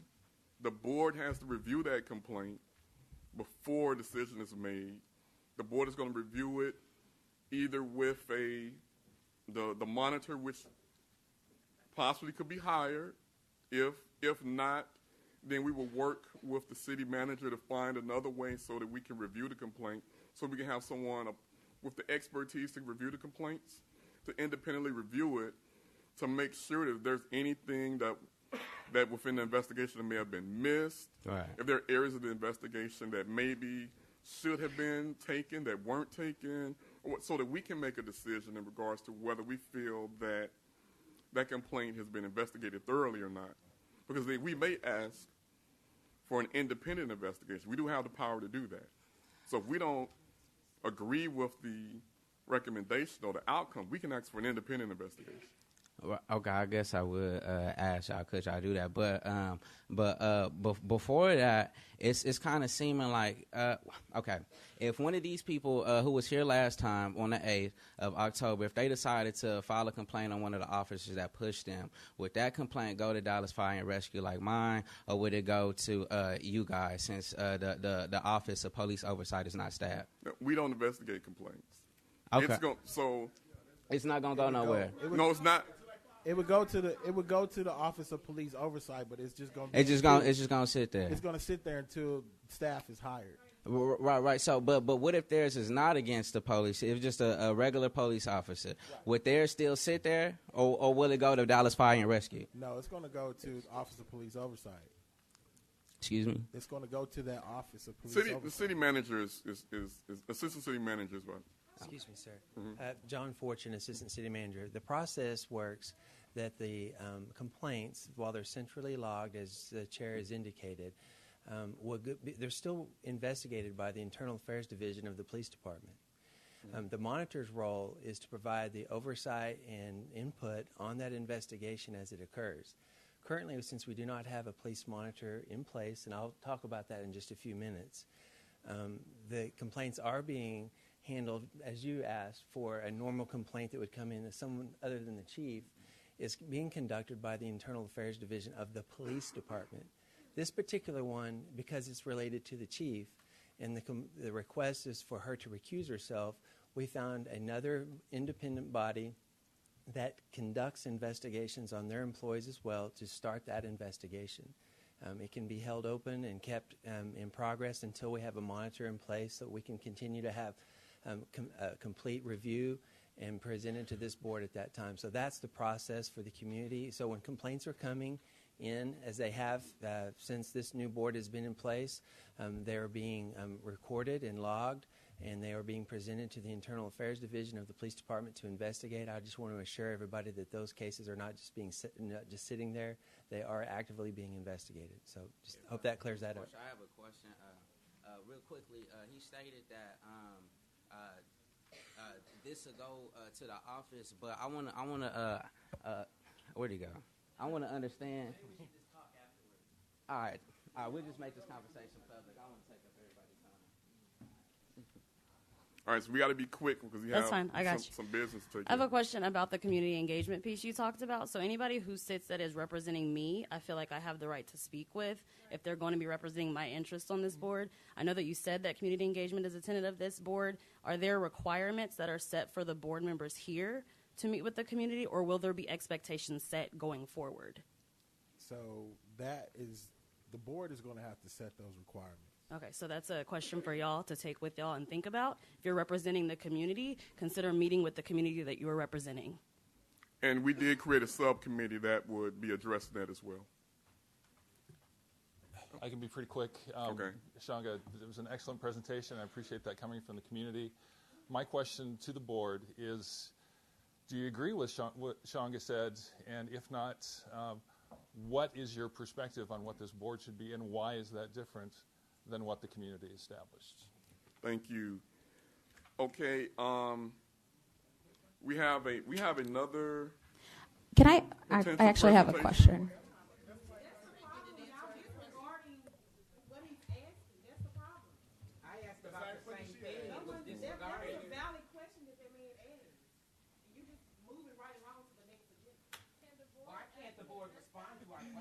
Okay, hey, we. You do respond to some questions, and then some you bounce to Jones. So this is the thing. The board, those are the board's responsibilities. What he discussed, that wasn't optional that you get to choose to do it. Those are the board's responsibilities. And every member of this board that signed on, that is an expectation that they adhere to everything that he just mentioned. So it's not a if or do you want to make a choice? No, if you're sitting at this table, you've already made that choice. Okay. You got two that didn't make that choice. This board is for the community. I'm the chair. I've said this board is for the community. It is for the community. All right. I have two questions. So what is the role that the community and the board has in the hiring process for the Office of Police Oversight? And second, does the committee who was just, I think, volunteered tonight, do they have the power to decide that in future meetings when there is that community can address questions to the board overall and that they would be able and indeed required to give us some type of response if we have questions for them directly? Is that within the structure? So we identified the members that are going to be on the subcommittee to actually discuss and determine how we're going to handle our meetings going in the future, because we have public comment. Unfortunately, public comment is not public conversation, so we need to talk about how do we want the board to operate. So that's what that subcommittee has been identified to talk about the full rules of engagement for the community, how we're going to do our community engagement piece. That's the whole gambit of board responsibilities, because we're really starting a board from scratch. And can the community be involved in helping approve that process to make sure that that process works for us as well? Yeah, the community can be a part of the conversations. Okay. And then the first question was the role of the community and the board in the hiring process, as far as, is there a deadline for that? Like, how are y'all and is the board involved? So in regards to the hiring of the monitor, that decision is going to be made by the city manager in discussion with the city manager and myself. Okay. Well, I'd like to just, Chairman, jump in there and say that I do feel like because of the way this board came about and the Office of Police Oversight, that there should definitely be some community representation and looking at those candidates. Mm-hmm. For the director, and that's kind of the expectation I have, because we are a partner in this process. So we're gonna be pushing for that. with the board and with the city. I would expect nothing less than for you to hold us accountable. So, Thank you. yeah. So, Real quick. 30 seconds. Excuse me, sir. 20. We only have 20 minutes left, and we still have a lot to do. 15 seconds. Can you wait until we get finished with the rest of the Okay. meeting then? Okay. All right. I won't forget. Okay. I need to ask the board to make a motion for us to investigate the Diamond Ross incident. Actually, it would be a motion to put it on your agenda for December. So under the Texas Open Meetings Act, you can't take any action if it's not on your agenda, so you could put it on your December put on agenda. the agenda. Yeah, okay. Yeah. So so I'm asking for a motion to put Diamond Ross's incident on the agenda for the next meeting. Lauren Gilbert Smith, I move that we put Diamond Ross on the agenda, investigation on the agenda for next month. Second. It's been moved and seconded. Now we need to have a vote. All in favor, please vote. All opposed? The ayes have it. Okay. The next item on the agenda is a presentation on the overview of Dallas Police Department's implicit bias training program. Does the board received the packet with the training? Does the board want to sit through a presentation, or is the board okay with just reading it on their own? I believe I'm here to provide an overview, right? No, I'm right. Oh, okay. Give me one second. So, let me rephrase my question. Let me get the board to make a motion to receive the presentation on implicit bias training. Can I get a motion?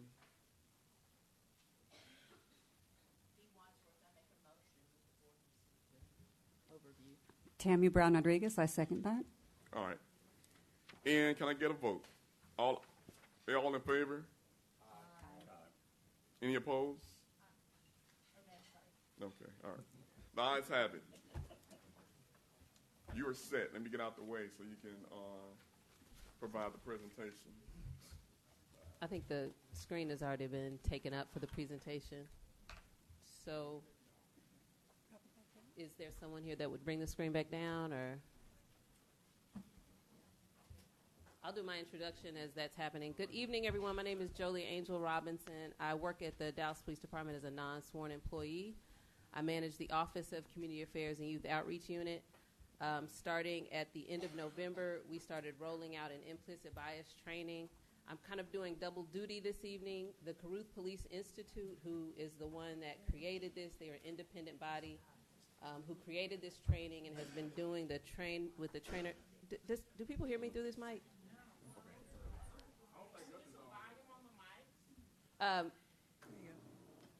Maybe we'll get some volume. Is it? Can y'all hear me now? Yeah. All right. The Caruth Police Institute, they're an independent body. They created this training. They've rolled out a Train the Trainer at the end of November. I'm just giving an overview, a few overview slides of what that training consists of. I'm trying to have it right here. My 5'7.5" frame makes me hunch over.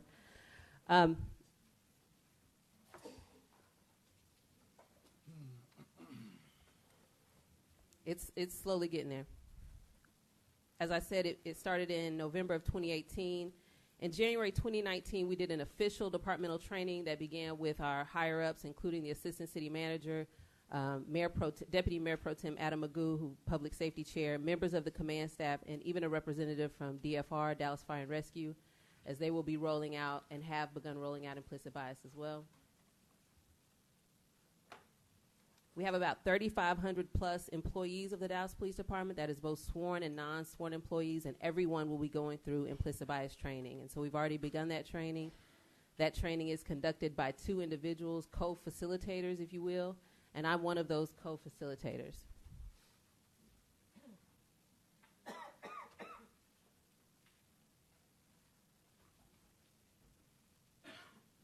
So this is the presentation by the Carew Police Institute that just goes over what their implicit bias training consists of. It's an 8-hour training, so individuals from across the police department sit through this 8 hours of training.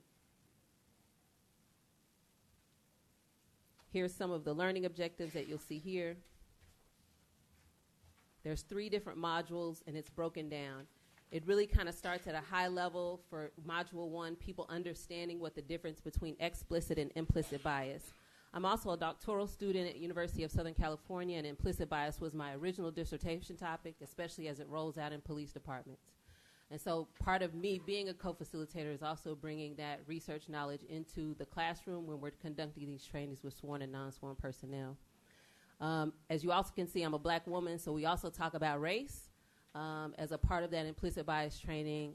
Also, sexual orientation, ability or disability, all of that is also talked about in implicit bias training, not just with the lens of race around it. People learn about the origins of implicit bias, right? So, for example, how our parents or grandparents or TV or media, all of those things that can influence how our biases are formed or discussed so that people get that understanding. The ways in which it develops again, why this matters, why this conversation is important, especially in a law enforcement capacity, and then the different types of biases that people have. I think this goes into the full presentation. Yeah. So here's some of the slides around that. Developmental history. You'll see the gender bias that is formed. We go into that full conversation. Implicit bias through TV, culture, self, the in-group, out-group. Some of the associations around implicit bias, how we associate. There's a large study about the Race and Crime Association, the Black Crime Association, if you've done some of the research around implicit bias. And so we dive into the research. We don't just talk about it from a high level, but we really dive into what some of the research says about the associations that many of us have around implicit biases and different folks. Types of biases. We go into that confirmation bias. We see pattern recognition, a groupthink bias, how those biases form, and then an anchoring bias. So you'll see some of those there on the slide. We really spend a lot of time ensuring that those in the room, the classrooms are max 25 to 30 individuals in the room. And again, it's a mix of sworn and non-sworn. We try to keep people at about the same rank so that there's a familiarity with one another so that our conversations can be rich and people can feel comfortable asking those questions. Selective attention bias, and you're seeing some of the actual slides that individuals in training see. We do a series of videos, as you see some images to kind of drive those points. The monkey business illusion. I'm going to keep going. The confirmation bias, this is a little short film strip from Dilbert. The monkey business was like, follow this one character on the screen, and it really shows people in the room that our minds are set. Once we're primed with looking at one thing, we're just going to continue to look at one thing. This confirmation bias, you'll see the little cartoon that really helps us drive the point home. And why is it bad? Because our bias, if we make a decision based on that bias, it could really be detrimental. And in the field of law enforcement, we go into, and you'll see on some of those other slides, in other fields such as education, healthcare, biases also negatively impact a wide array of industries, and the criminal justice system is no different. And so we go into that topic and conversation. So we give people a lot of different examples, the teacher expectation bias in education. Again, really trying to provide a full scope of understanding around what bias is and what bias is not, and how bias impacts just about every piece of our lives. And then, again, I kind of picked some of the slides away because we don't have a full 8 hours, unless y'all wanted me to. No? Okay. So implicit bias in criminal justice, we dive right into that. We talk about judges, juries, sentencing. You all in this room have seen all of the studies around how biases, even well-meaning juries that sit there, and bias is not just related to those of different races feeling some way about an opposite race. There's a bias by our indoctrination throughout life that has us feeling certain types of ways about our own race, if we're black or brown folks or white or Asian. And so we talk about all of those different things, even in the criminal justice system. implicit bias in policing. And so we get right to the point of why is bias bad, because it impacts our perceptions and decisions and behaviors. And then the last module of the day is mitigating bias. So if you saw, we started kind of high level, talking about what bias is and what it is not, how it develops and how it forms. The second module of the day really dives into specific examples of how bias impacts different areas, including the criminal justice system. And the last module, module 3, is all about, so what are we going to do about it, right? It's great to provide the information, but the mitigating bias module really goes into what are the different ways that we can mitigate bias within our organization, and how can we, how do we define and how can we create a bias-neutral organization? We talk about contact theory is important for mitigating bias. What does that look like? That we have positive impact or positive contact with people of different groups that are not like our own. I'm going to go back. One thing I talk about, since community engagement is my main day-to-day, is community engagement is not just about community members having an opportunity to interact with police, but it's also police officers that may not have grown up in Dallas, Texas with such wide diversity. LGBT outreach also occurs in my unit. Hispanic, Latino outreach also occurs in my unit. So it's also about police officers that may not have engagement with maybe the transgender community also having an opportunity to learn and have moments where they're engaging with populations that may not be their own. Accountability is one big one. As we're doing this implicit bias training to everyone throughout the police department, a lot of the accountability begins with our supervisors and those that are in charge. And so it's about how do we hold people accountable as supervisors and peer-to-peer. How do we hold our peers accountable? If we see that they may be policing in a biased way, or if you go to the open records counter and you're encountering a non-sworn and they're treating someone a certain way based on whatever that thing is, how do we hold those individuals accountable? And then again, how do we impact bias in police organizations in some of these different things, right? How do we create a bias-neutral organization in our recruiting efforts, in policies, in training, in operations, and then in outreach, leadership, and supervision? I know I'm moving fast, but I'm going to take questions at the end.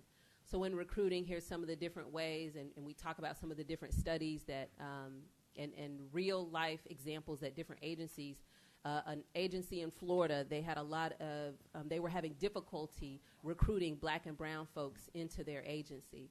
One of the reasons is they had a swimming test as a part of their physical test to get onto the police department. Well, when you peel that layer back, it may be black and brown folks may not have the opportunity, the capability, they may not have taken swim lessons or be around a swimming pool. And so you were really negating a wide swath of individuals to even be a part of your law enforcement agency. So we bring examples like that into the room when it comes to talking about recruiting and how we are hiring folks. Operations and from a leadership standpoint. And so we have to be willing as leadership to consider those complaints from the community. We have to admit that bias-neutral directions may result in biased behaviors.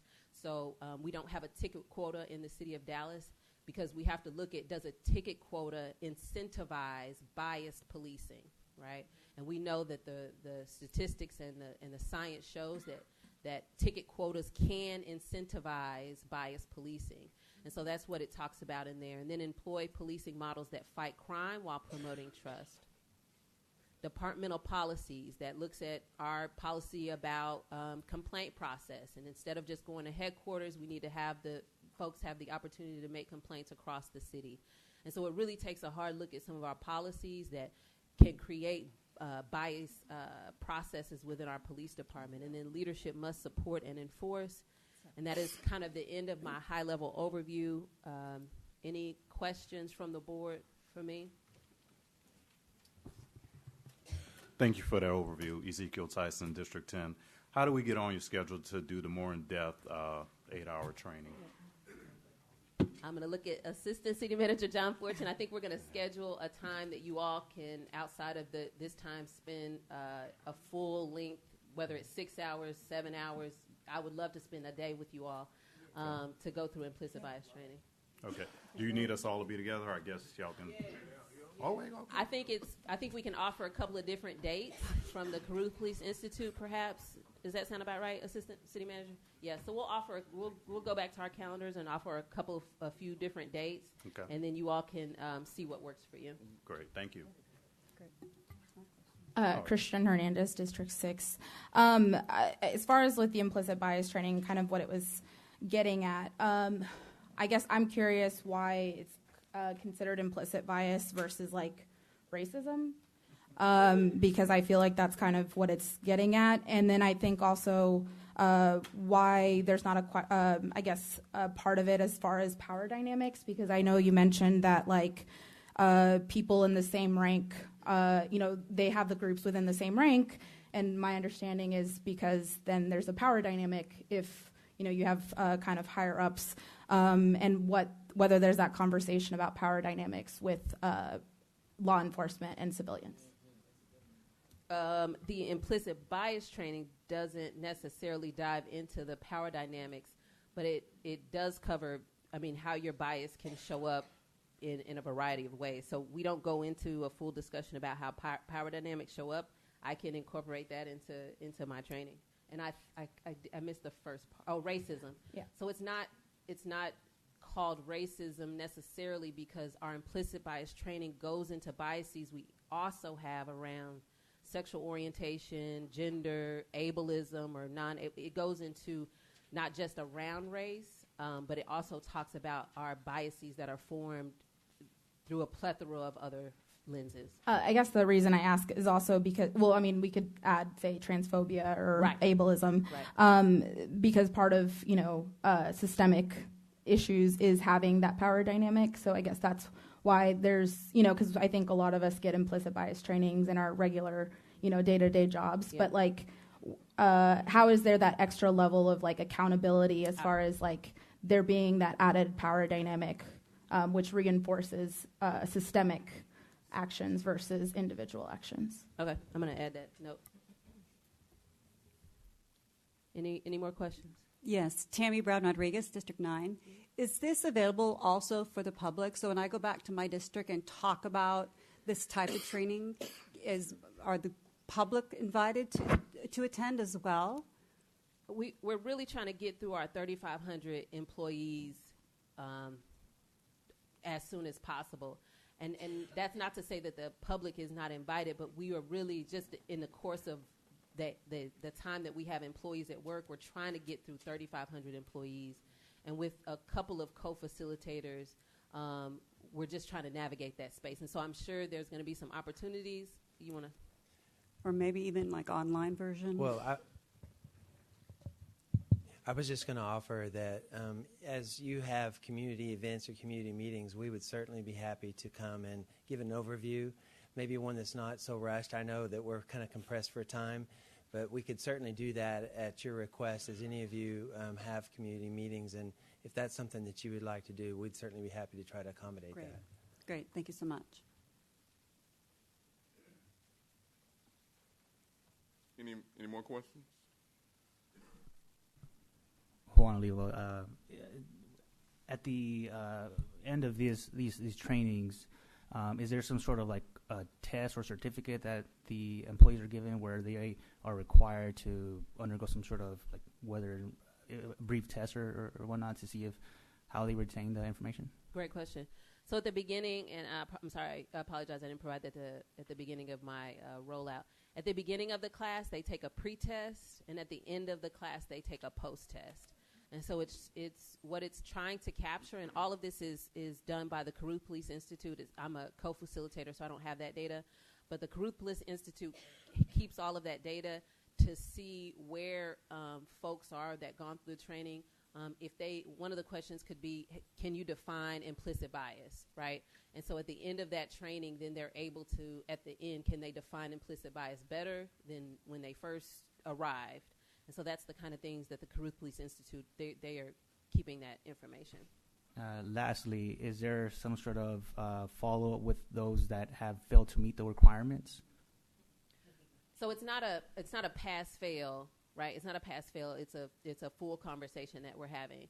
what follow-up we are looking at and the Carew Police Institute is looking at is then how can we do whether it's once a month or once a quarter, how can we send either articles or science tidbits or knowledge out to the department so that supervisors can keep these concepts fresh on folks' minds and continue to have the conversation. We do know, as was mentioned before, a lot of us have gone through implicit bias training through our organizations, and it kind of checks the box. But this really is, then how do we continue to have this conversation to keep this on the front of their mind? So, Tammy Brown Rodriguez again. Is there long-term looking at like continuing education for it, like you said about articles, but like actual continuing ed so they get the base principles and then layering that year after year?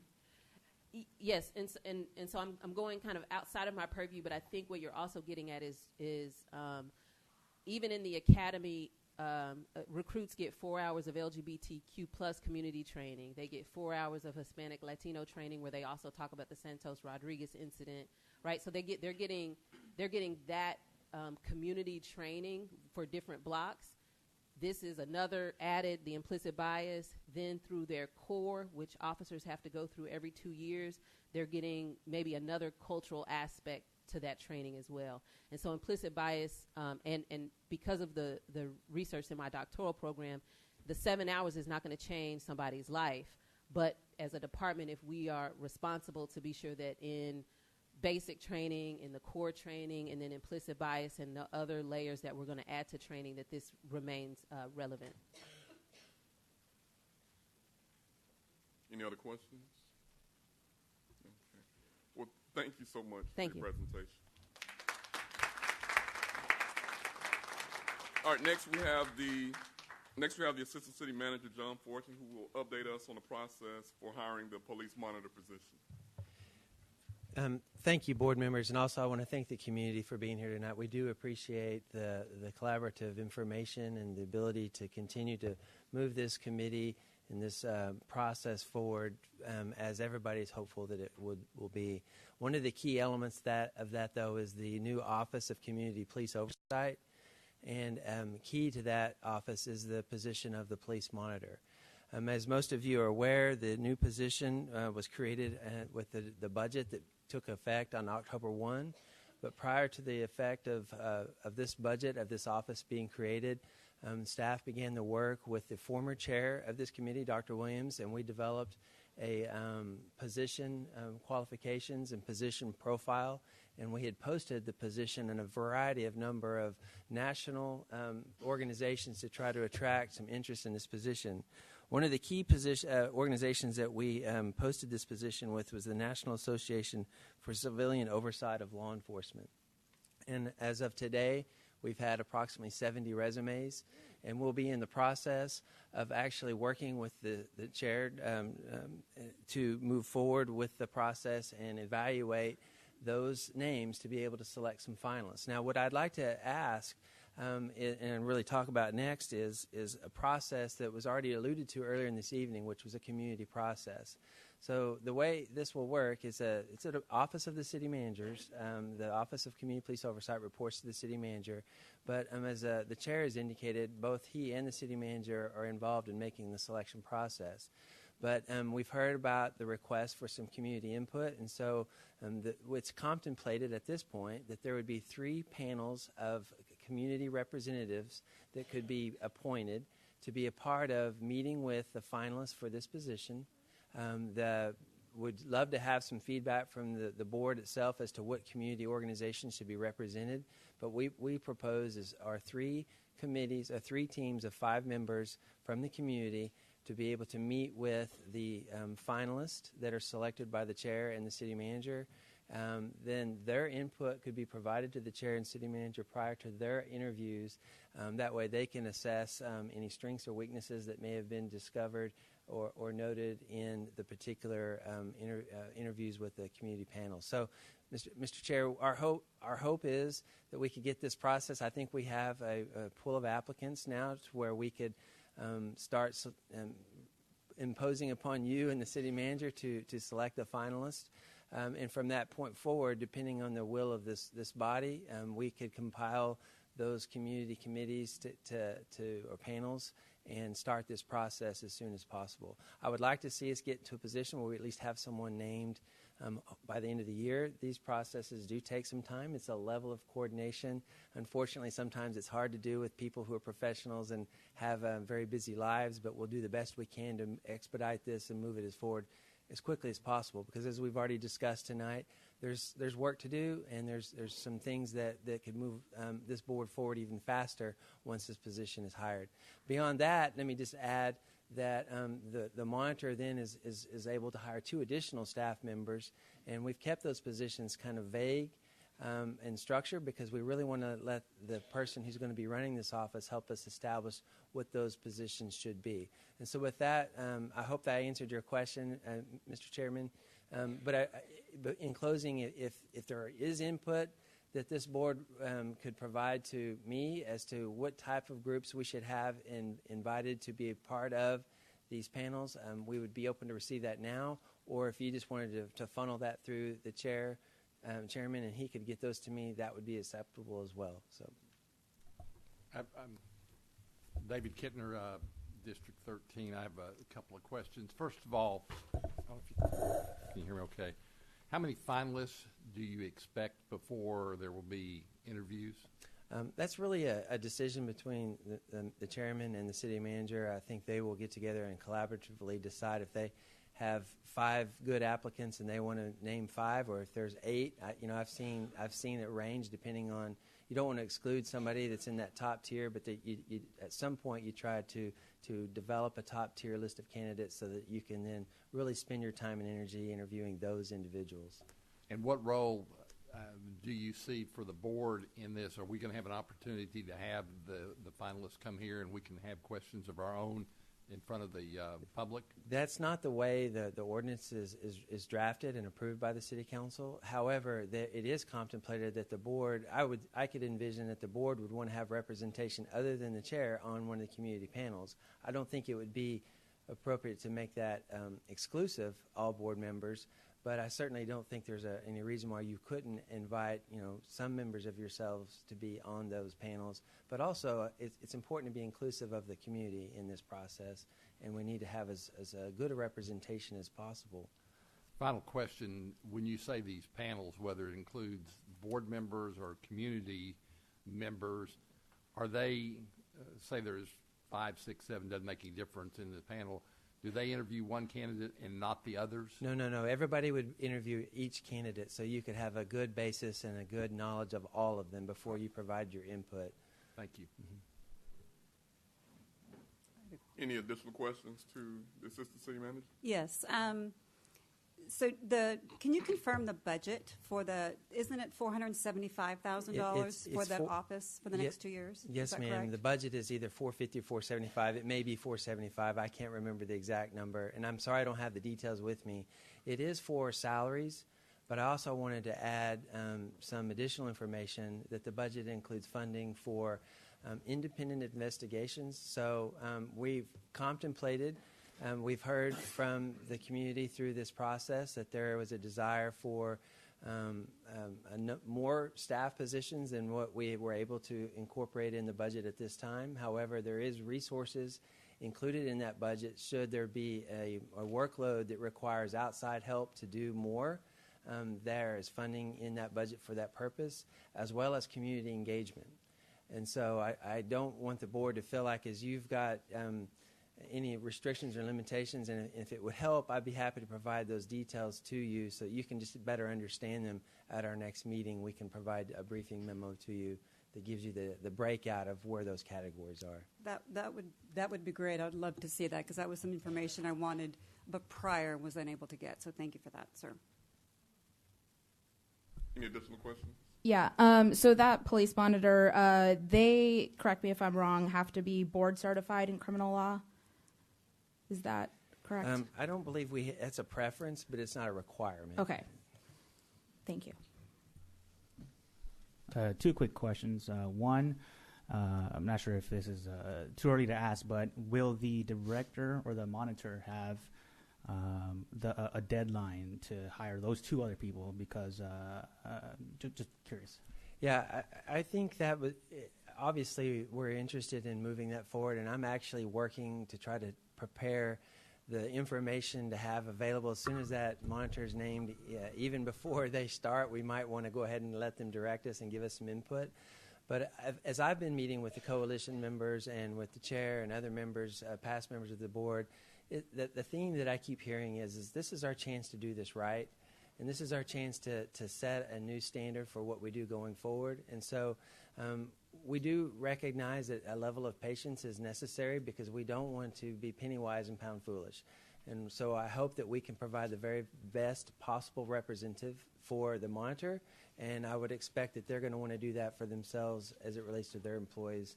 And so we don't want to box them into a schedule that says by this date you got to do it, but obviously sooner is better, but quality is really what we're hoping for.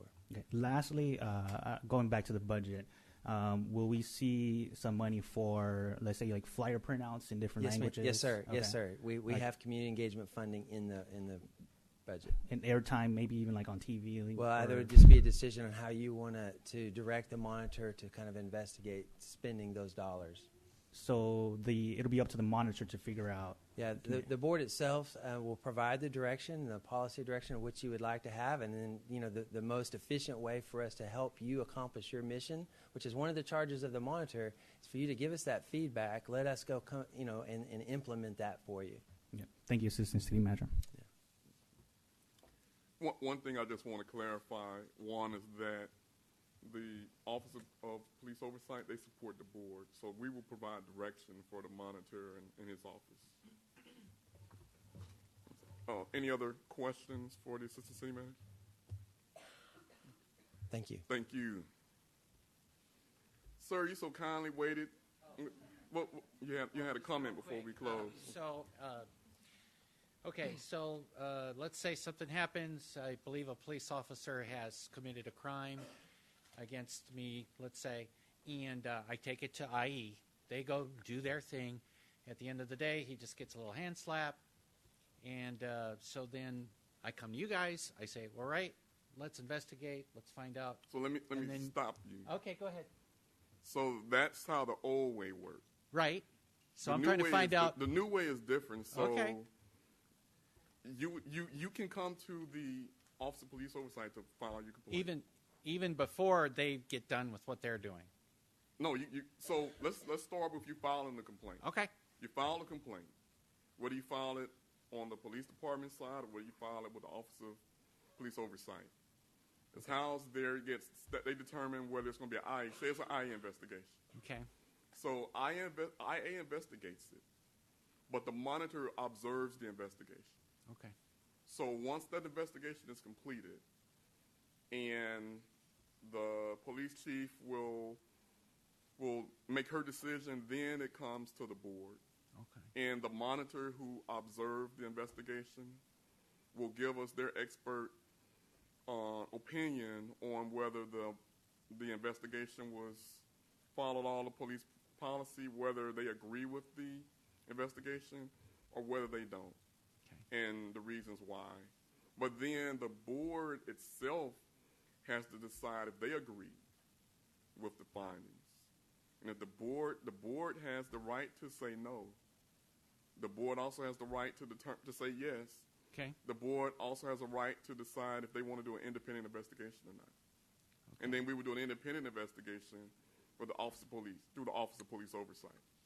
Okay. And then once we get the findings from the independent investigation, we will provide the police chief with our recommendations. And at that point, it's up to the police chief to determine whether she will accept those recommendations or not. Regardless of whether she does or not, they're going to be a public record. Okay. So there won't be a point where you disagreed with what they came up with? No, there could be a point where we disagree. Okay, but it's not like then you're poised to go directly to the DA or directly to the nearest federal court, depending on what we think the officer did wrong, whether it was a federal or state or whatever offense. Now keep in mind, and we're then not a ask legal them body. I'm sorry? Keep in mind, we're not a legal body. We're just an advisory board. So would you even try to say, well, so can you indict this person? Does that happen? No, we can't do that, unfortunately. We can't don't even have the ask. but I guess I could. It's just that usually if you go there, like I could go right now, I could go to the DA and say, look, this officer committed a crime. I'm here with my affidavit, and I'm writing it out like it says in the Constitution. So you going to, indict him or something, or at least bring it to a grand jury, and they're going to say, well, you need to go to IE. Well, let them handle it. So you're talking about two different things. You're talking about a criminal complaint. Criminal. This is a civilian complaint. This is not a civil complaint nor a criminal complaint. This is just basically an administrative complaint. Okay. But if the officer did something that is a crime, I would hope you wouldn't come to us. No, really? Oopsie, I already did that. But anyway, so that's where we're at. It just funnels right back to the chief, and then we hope the chief might change her mind. If it's a criminal complaint, I can't really give you legal advice on that. Okay. I'm sorry. That's okay. All right. Something to work on. Thank you. A criminal complaint against a police officer is investigated as a criminal complaint by the same process that is all criminal complaints are investigated by. An administrative complaint, as you indicated, goes through the process that we've been articulating tonight.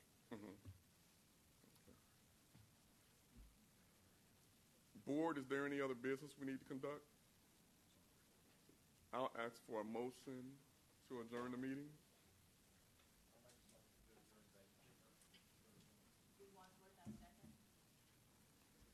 All for? Against? Meeting is adjourned at